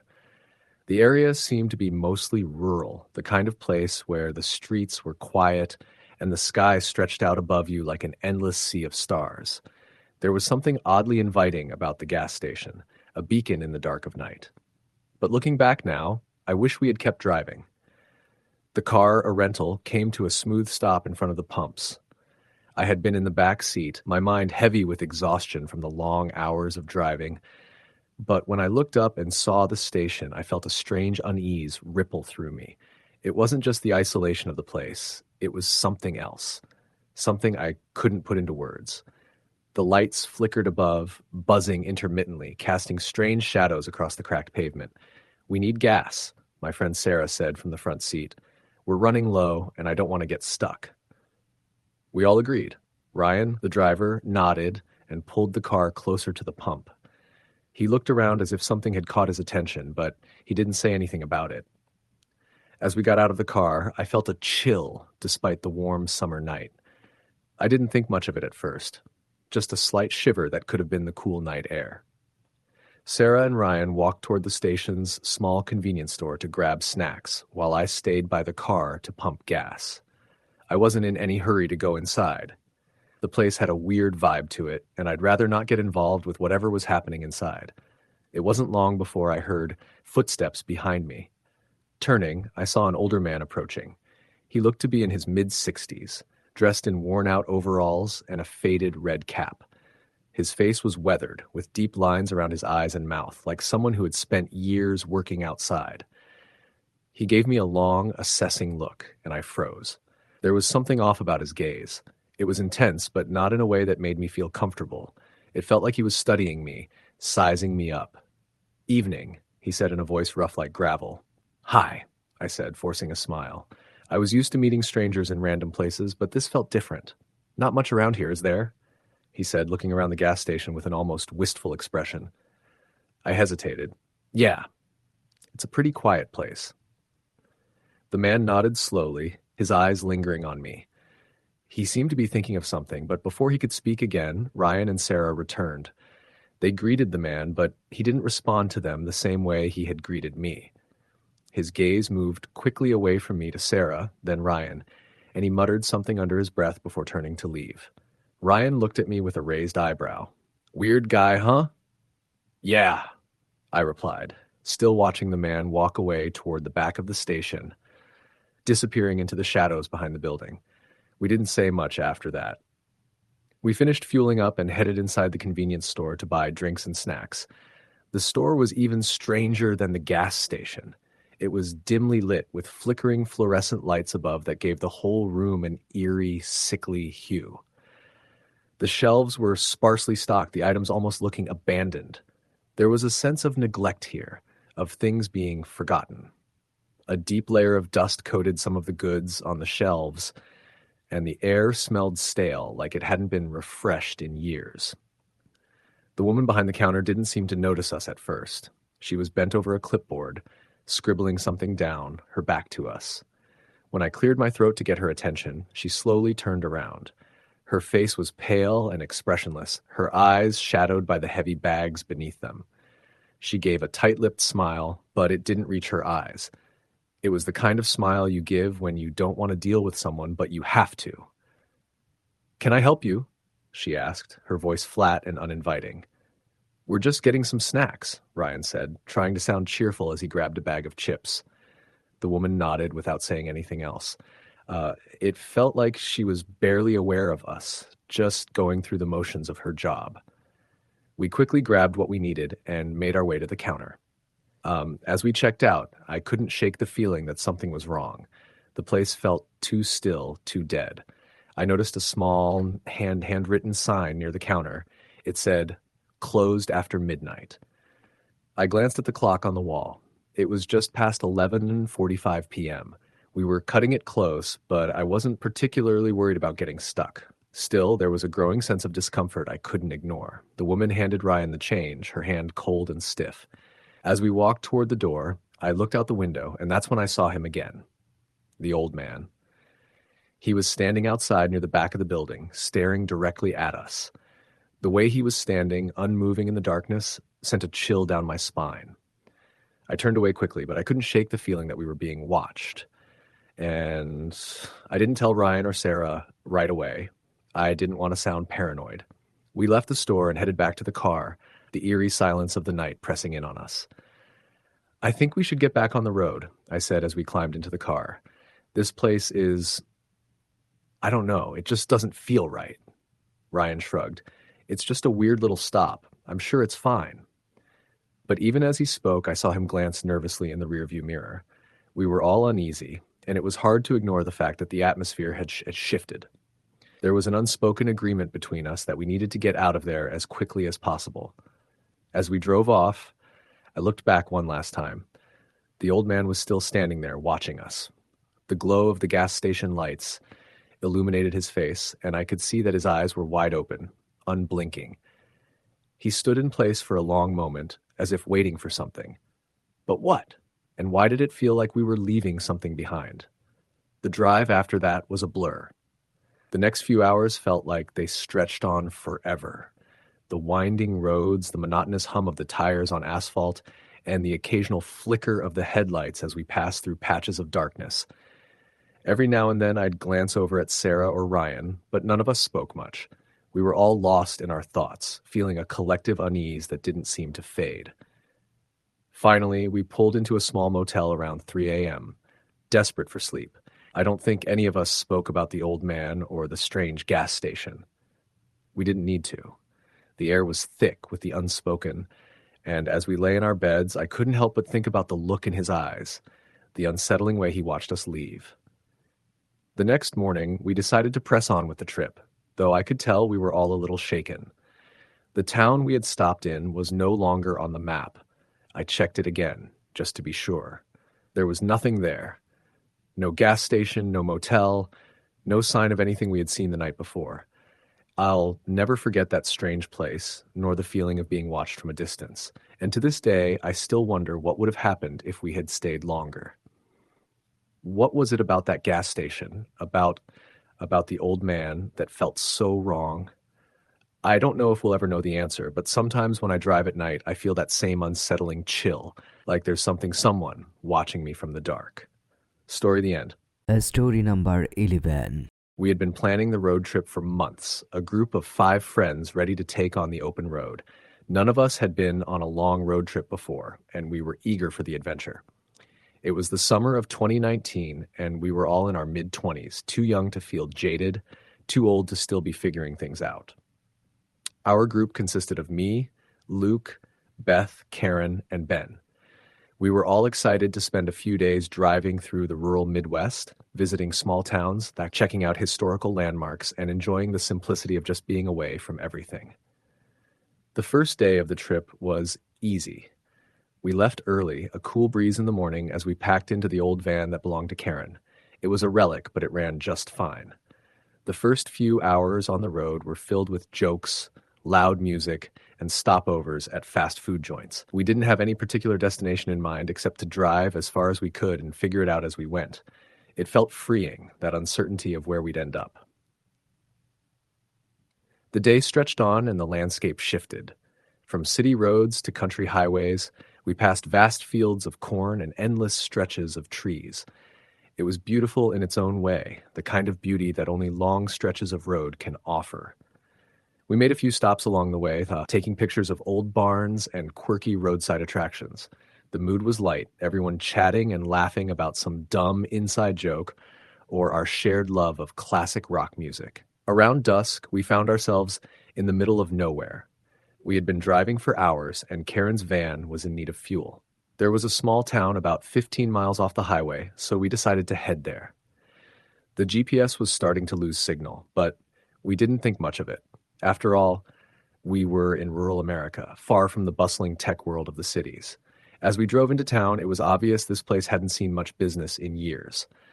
The streetlights were few and far between, the sidewalks cracked and uneven, old, forgotten houses lined the streets, and everything about it felt still, quiet. The only sign of life came from a dusty convenience store on the corner and a diner that looked like it hadn't been renovated since the 50s. "Let's grab some fuel and food here," Ben said, his voice sounding a little too loud against the quiet. "We can stretch our legs and keep going." We parked the van in front of the convenience store and got out, stretching after hours in the car. The air had a thick heaviness to it, almost like the humidity was too much to bear. We went inside, and the fluorescent lights flickered above our heads. A bell rang when we opened the door, signaling our arrival. Inside, the store was dimly lit, with aisles of stale snacks and dusty shelves. A single man stood behind the counter, his eyes red-rimmed as though he hadn't slept in days. "Evening," he said, his voice rough, like he hadn't spoken to anyone in a long time. "What can I get for ya?" We grabbed snacks and drinks, trying not to stare too much at the man who hadn't smiled once since we walked in. When we asked for directions to the nearest motel, he gave us a long look and then nodded toward the back of the store. "Take Route 9, about 5 miles down. You'll see the place on your left. Don't miss it. It's a long haul to the next one." We thanked him and left, unsettled by the eerie silence of the store. The strange man's eyes followed us out, but we didn't acknowledge it, chalking it up to the oddities of small-town life. Route 9 was narrow and winding, cutting through trees that seemed to grow too close to the road. It felt almost like the woods were closing in on us as we drove. We finally spotted the motel, or what was left of it. A neon sign buzzed weakly in the distance, casting a pale greenish glow over the cracked pavement. The place looked like it had seen better days. There was no bright sign or welcoming lights. Just a faded motel with peeling paint and a couple of rusted cars parked in front.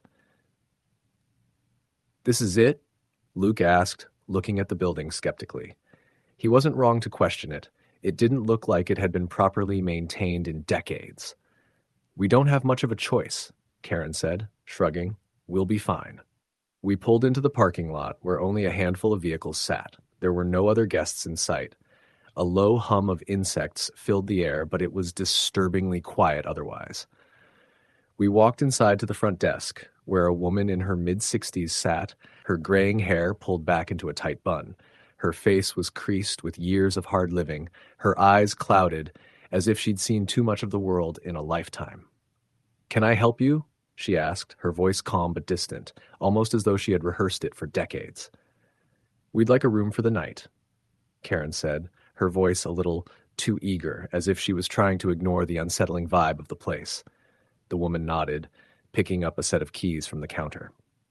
"Room 7. It's the last one left." She slid the key across to Karen with a gesture that felt oddly final, almost as though she didn't want us to stay. "We'll take it," Karen said, taking the key. We thanked the woman and made our way to the room. The room was exactly what we expected. Dated furniture, a small, uncomfortable-looking bed, and the faint smell of mildew that was common in places like this. The air conditioner rattled as it struggled to work, and the curtains were closed tightly, blocking any view of the outside. "It's a roof for the night," Beth said, tossing her bag onto the bed. "Let's just get some sleep and head out in the morning." But as the night wore on, things started to feel strange. As we settled in, we could hear faint noises coming from the hallway outside. A soft scraping sound like someone dragging their feet, followed by a distant thump. At first, we tried to brush it off, blaming the creaky old building. But the sounds kept coming, growing louder, until they seemed to be right outside our door. I got up and opened the door slightly, peeking into the dimly lit hallway. There was nothing there. No one. The hallway was empty. But the feeling of something lingering, something watching us, crept over me, making my skin crawl. I shut the door quickly and bolted the lock, turning to see if the others had noticed. "What's going on?" Luke asked, looking at me. "Nothing," I said quickly, though my voice shook slightly. "It's probably just the building settling." But even as I said it, I didn't believe it. It felt like we weren't alone. The walls seemed to close in, and the silence felt too heavy. I wanted to leave, but we were miles from anywhere. There was no other place to go. As the night dragged on, I couldn't shake the feeling of being watched. I tossed and turned, barely managing to drift off to sleep. But then, in the early hours of the morning, I was jolted awake by a loud bang. I shot up in bed, my heart racing. "Did you hear that?" I whispered, my voice low but frantic. Everyone else was awake now, looking around the room, confused and scared. Ben got out of bed and checked the door, peering into the hallway once more. He turned back to us, his face pale. "There's someone out there," he said, his voice barely above a whisper. "I saw a shadow move past the door." We all went silent, listening. The scraping noise was back, this time louder, dragging, deliberate. It felt like it was coming from every direction, as though something was circling us. The atmosphere was thick, suffocating. "We need to leave," Karen said, her voice trembling. "Now." We grabbed our things quickly, rushing out of the room and down the dark hallway. But as we passed the front desk, we saw the woman who had checked us in earlier. She was standing in the middle of the lobby, her back to us, staring at the wall. "Hey, we're leaving," Luke called out, but she didn't respond. There was something wrong with her posture, something unnatural about the way she stood. And then we heard it, a low whispering, coming from the dark corners of the lobby. Words we couldn't understand. It was a voice that didn't belong to anyone we knew. Without saying another word, we ran to the van and sped out of the parking lot, the headlights illuminating the road ahead. As we drove, we couldn't shake the feeling that something was following us, lurking just beyond the reach of the light. We didn't stop until we reached the next town, and we didn't talk about what happened for days after. It was as if we all knew something terrible had happened, but none of us wanted to face it. Even now, years later, I can't forget that night. The scraping sound, the whispering voice, and the way the woman stared at the wall as if she was waiting for something or someone. We never found out what happened at that motel, but I know we were lucky to escape. Story, the end. Story number 12. We'd been on the road for 3 days, driving across the country with no particular destination in mind. And my best friend Mia and I had always wanted to take a road trip, just the two of us. We rented an old, reliable car and packed it full of snacks, road trip playlists, and our favorite books. The world felt like it was at our fingertips, and for the first time in a long time, everything felt free and easy. It was a Wednesday evening when we passed through a small town. We were in the middle of nowhere, the sky turning a bruised purple as the sun sank lower behind the mountains. Mia suggested stopping to grab some dinner. I wasn't particularly hungry, but I figured a break would do us both good. We hadn't seen another car on the road for over an hour, and the silence was starting to feel oppressive. The town looked almost like something out of an old Western movie, small, dusty, and eerily quiet. There was one gas station with a small diner attached to it, the only building that looked somewhat alive. We parked in front of the diner and went inside. The place had a strange, heavy atmosphere, the kind that made the hairs on the back of your neck stand up. The walls were lined with faded photographs, old menus, and pieces of memorabilia that looked like they hadn't been touched in decades. A single waitress, probably in her 60s, gave us a stiff nod as we entered. She didn't say anything, just motioned for us to take a seat at one of the booths by the window. It was almost completely dark outside now, and the diner's yellow lights felt harsh against the growing night. Mia and I exchanged a glance, but we didn't say anything. There was something off about the place, but we were both too tired to really question it. We sat down, and after a moment, the waitress shuffled over and handed us menus without saying a word. We ordered coffee and some greasy diner food, something to get us through the night. She didn't respond, just turned and walked back behind the counter, disappearing into the kitchen. As we sat there in the silence, the atmosphere of the diner began to weigh on me. The old-fashioned decor, the flickering light, and the strange stillness in the air were unsettling. I glanced around the room, noting the various knickknacks and photographs on the walls. They looked like they hadn't been touched in ages. There were pictures of people in black and white frames, old newspaper clippings, and vintage advertisements from years long past. But what really caught my attention was a large framed photograph hanging behind the counter. It was a picture of the diner, taken many years ago. The photo was black and white, and you could see the diner's exterior clearly. But there was something strange in the background. In the far corner, you could just make out a figure standing by the roadside, barely visible in the shadows. I squinted, trying to make sense of the figure, but before I could focus on it, the waitress appeared again, setting down our food without a word. I didn't have the nerve to ask her about the photo.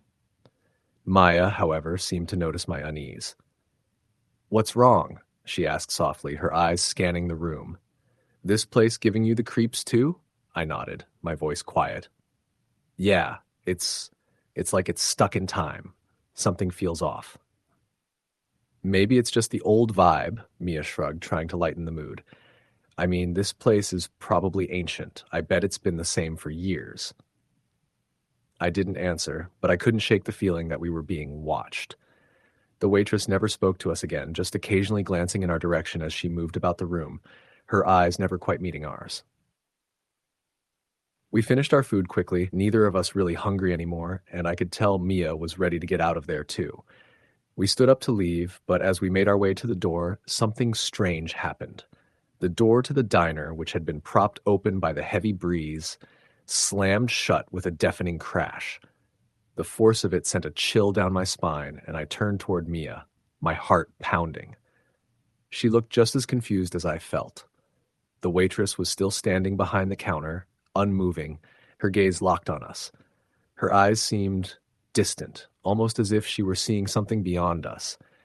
It was unnerving, but we both tried to brush it off. "Maybe the wind just pushed it shut," Mia suggested, her voice unsteady. "Yeah, maybe," I replied, not quite believing it. We hurried out of the diner, the cold night air hitting us like a slap in the face. The car was parked just outside, and we were eager to get back on the road. As I reached for the handle of the car door, I heard something behind me, a voice, faint but distinct. "Leaving so soon?" I froze. The voice wasn't coming from anywhere near us. It sounded like it was coming from somewhere behind the diner, from the darkened street. I turned around slowly, but there was no one there. I glanced at Mia, who was already in the car, waiting for me to get in. "Did you hear that?"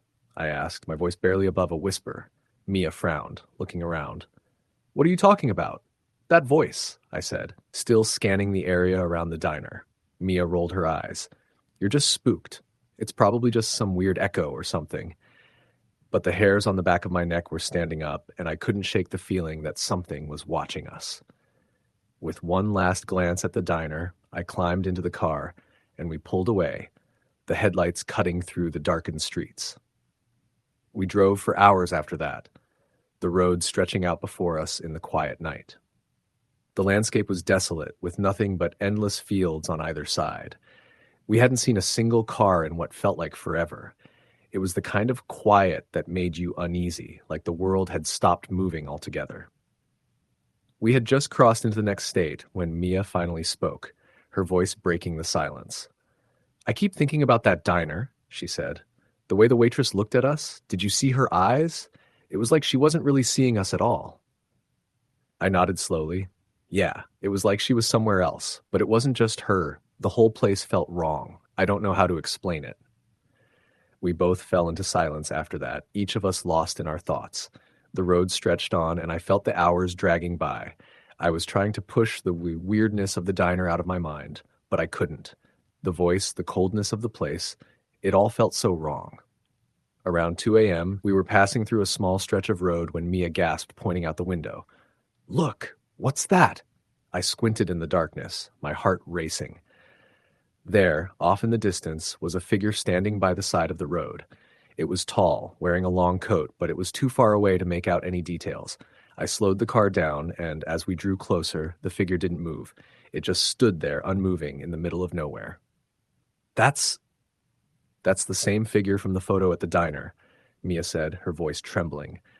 I glanced at her, my stomach dropping. No, it can't be. But as we drew closer, I could see it clearly, tall, thin, and gaunt. And there, just like in the photograph, it was standing near the road, a figure frozen in time.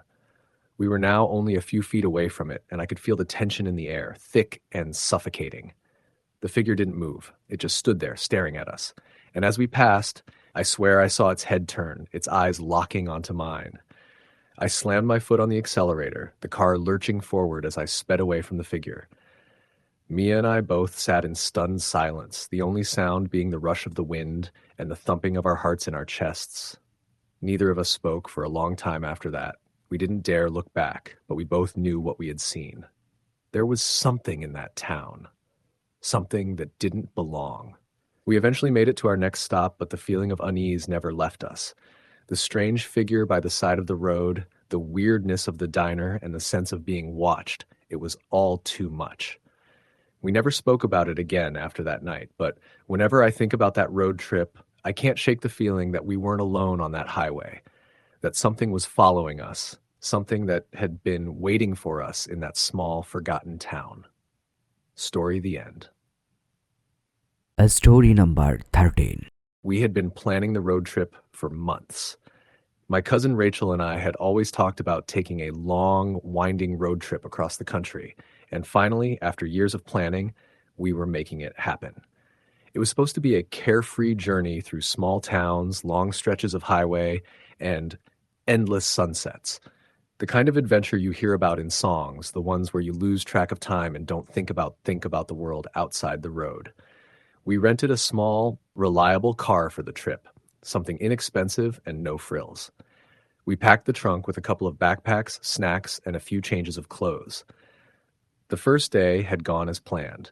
We hit the open road, blasted some old rock music, and took our time. The road stretched out before us like a never-ending ribbon of asphalt, and it felt like we were in control of our destiny. By the second evening, we were deep into the heart of nowhere, somewhere in the middle of a desert stretch. There was a quiet serenity to the landscape, the flat terrain, the occasional cactus, the sun beginning to dip below the horizon in that beautiful golden way it does before sunset. Rachel had been driving for a few hours when she suggested we stop for the night.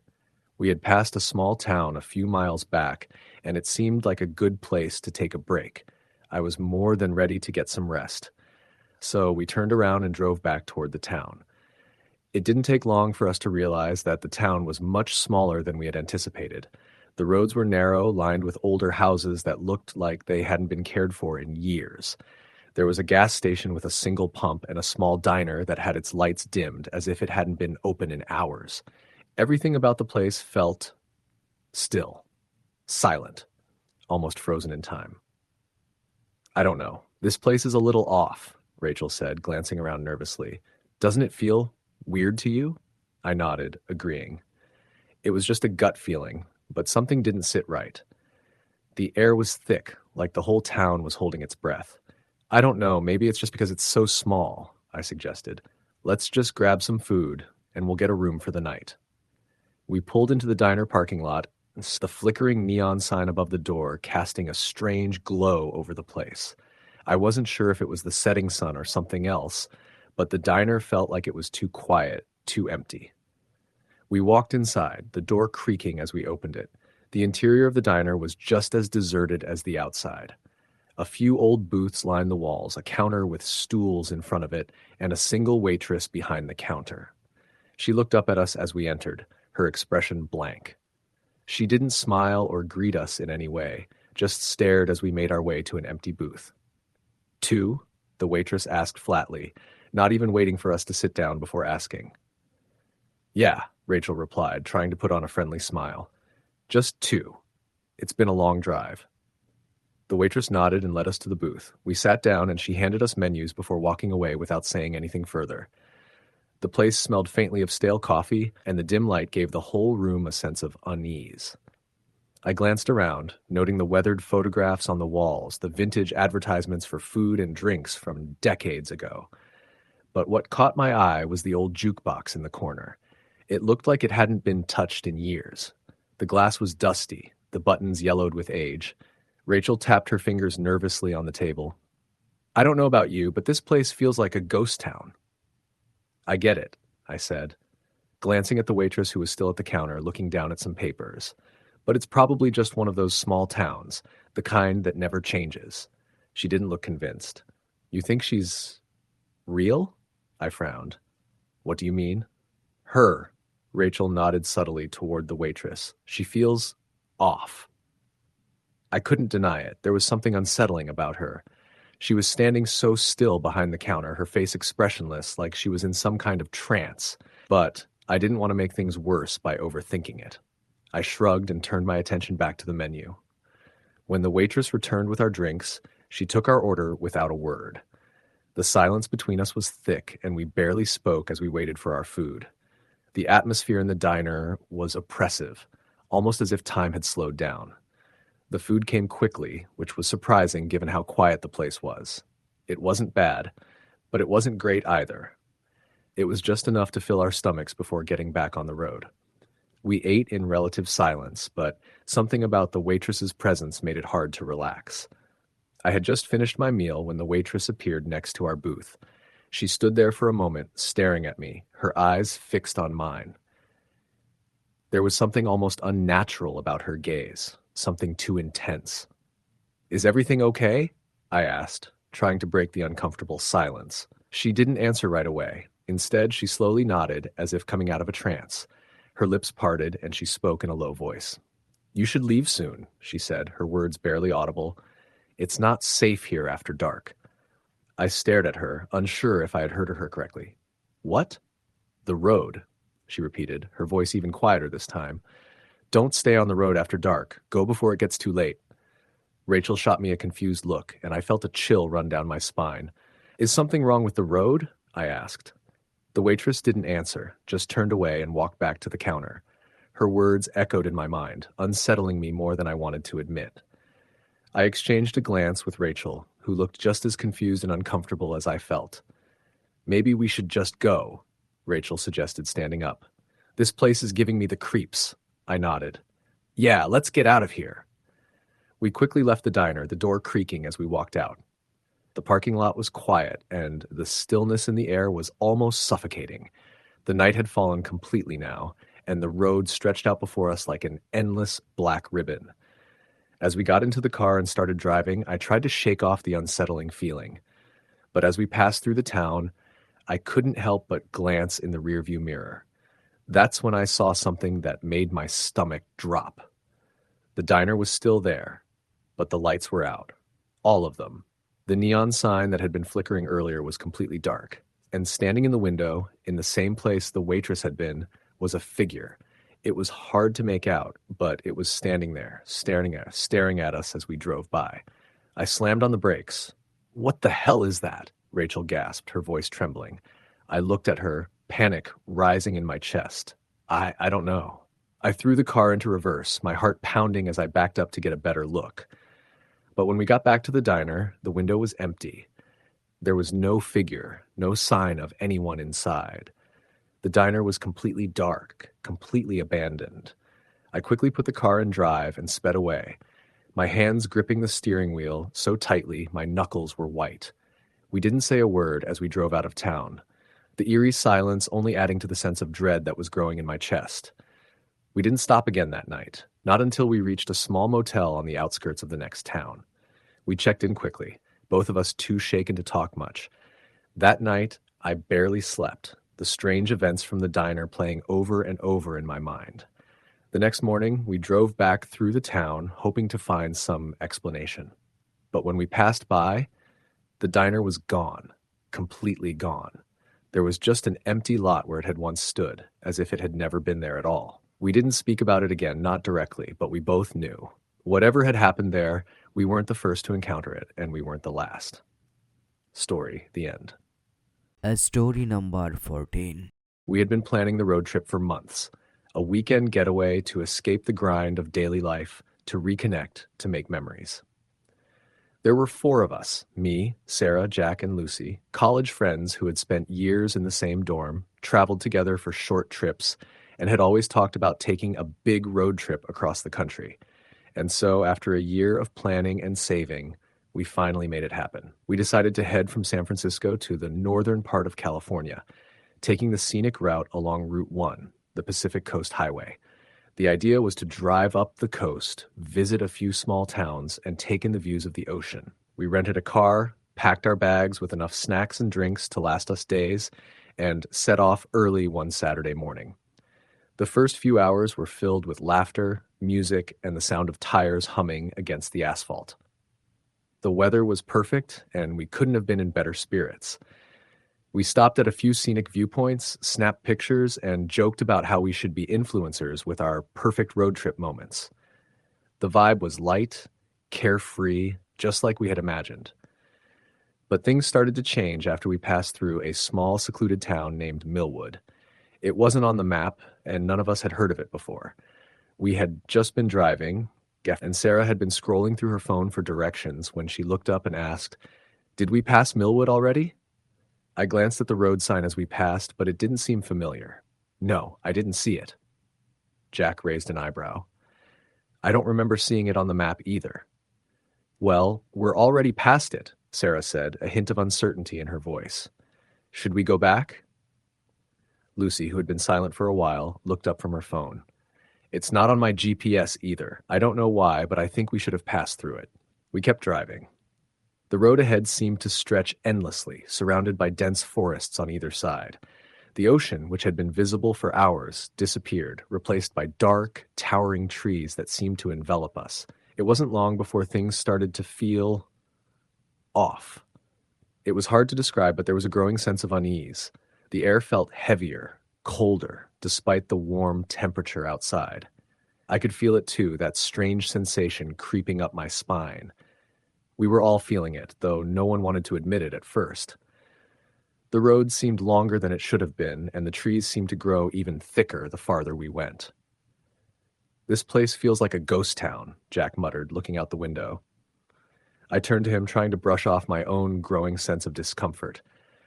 Come on, don't be dramatic. It's just the middle of nowhere. It's fine. But it wasn't fine. Sarah spoke up, her voice more serious now. I don't like this. We should have seen a sign for the next town by now. Lucy checked her phone again. There's nothing. No signal. No map. The eerie silence in the car was deafening. The radio, which had been playing nonstop, suddenly went static. I fiddled with the dial, trying to tune it back, but there was nothing, just static, the sound of our breaths in the car and the tires on the road. I'm turning around, I said, my grip tightening on the wheel. This doesn't feel right. But as I glanced at the rearview mirror, something caught my eye. A figure standing by the side of the road. At first, I thought it was someone hitchhiking. All the way the figure stood still, almost motionless. I slowed down to get a better look, but the figure disappeared behind a tree, vanishing into the darkness. Did you see that? Sarah asked, her voice shaky. I nodded, my heart pounding. Yeah, I saw something. Lucy turned around in her seat, but the road was empty. What the hell was that? I don't know, I said, my mind racing. Maybe it was just some hiker or something. But I wasn't convinced. The woods around us were eerily quiet, too quiet. There was no sound of birds, no wind rustling the leaves, just stillness, a strange kind of stillness that felt unnatural. We kept driving, but the road seemed to stretch endlessly. The trees pressed in on us, and I felt as though they were closing in, blocking us from any way out. The tension in the car was palpable. No one spoke for what felt like hours. We didn't know where we were or how far we had gone. All we knew was that the road didn't seem to end. Finally, we reached a small clearing. There was a dilapidated building, an old gas station with its lights flickering dimly as if abandoned long ago. The place looked like something out of a horror movie, dark, run down, and completely out of place in the middle of nowhere. We should stop, Jack said, breaking the silence. Maybe there's someone inside who can help. We all exchanged uneasy glances. None of us wanted to stop, but we didn't have much of a choice. I pulled the car into the gas station, the tires crunching against the gravel. The station was eerily quiet. The building was dark, save for a single flickering light above the door. The gas pumps were rusted and decaying, the windows of the station boarded up. We got out of the car, and the moment I stepped onto the ground, a chill ran through me. It wasn't just the cold, it was something else, a heaviness in the air, as though the place was suffocating. I hesitated, but then we all moved toward the entrance, the door creaking loudly as I pushed it open. The inside was dark, and the air smelled of mildew and decay. There was a counter, but no one was behind it. No sign of life at all. "This is so creepy," Sarah whispered, her voice shaky. "What happened here?" I had no answer for her. I felt it too, the oppressive atmosphere, the sense that something wasn't right. We stepped farther inside, and that's when I saw it. A small framed photo on the wall. The image was old, faded, but it was unmistakable. It was of the same gas station taken decades ago, but there was something odd about it. In the corner of the photo, I could make out the figure of a man, his face obscured by shadows. "He looks familiar," Lucy said quietly. "I don't know where I've seen him before, but I swear I've seen him." I couldn't tear my eyes away from the photo. There was something unsettling about it, like the man in the picture was staring right at me, even though his face was hidden. Suddenly, the door behind us slammed shut with a deafening bang. We all jumped, and I whipped around, expecting to see someone standing there, but no one was there. The door had simply slammed shut on its own. "This is insane," Jack said, his voice tight with fear. "Let's just leave. This place gives me the creeps." We all agreed, but as we turned to leave, the air grew colder, the silence more oppressive. The temperature had dropped so rapidly that we could see our breath fogging in the air. And then we heard it. A faint voice, barely a whisper, coming from somewhere deeper in the station. "Help! Me!" We froze, our eyes wide with terror. The voice was faint, but it was unmistakable. Someone, something, was asking for help. I didn't want to go toward the voice, but something pulled me forward, against my will. My legs moved before I could stop them, and I found myself walking toward the back of the station where the voice seemed to be coming from. The others followed, their faces pale and tense. We reached the back of the building, where there was a small door leading to what looked like an old storage room. The door was slightly ajar, and as we approached, the voice grew louder. It was no longer a whisper. It was a desperate cry for help. I pushed the door open, and what we saw inside made my blood run cold. There, in the far corner of the room, was the man from the photograph. He was sitting on the floor, his back against the wall. His face was gaunt, his eyes sunken and hollow, and his skin was pale, almost translucent. His mouth was moving, but no words came out. I wanted to scream, but I couldn't. I couldn't even move. Then, in a voice that was no longer human, he said, "You shouldn't have come here." And with that, everything went dark. Story the end.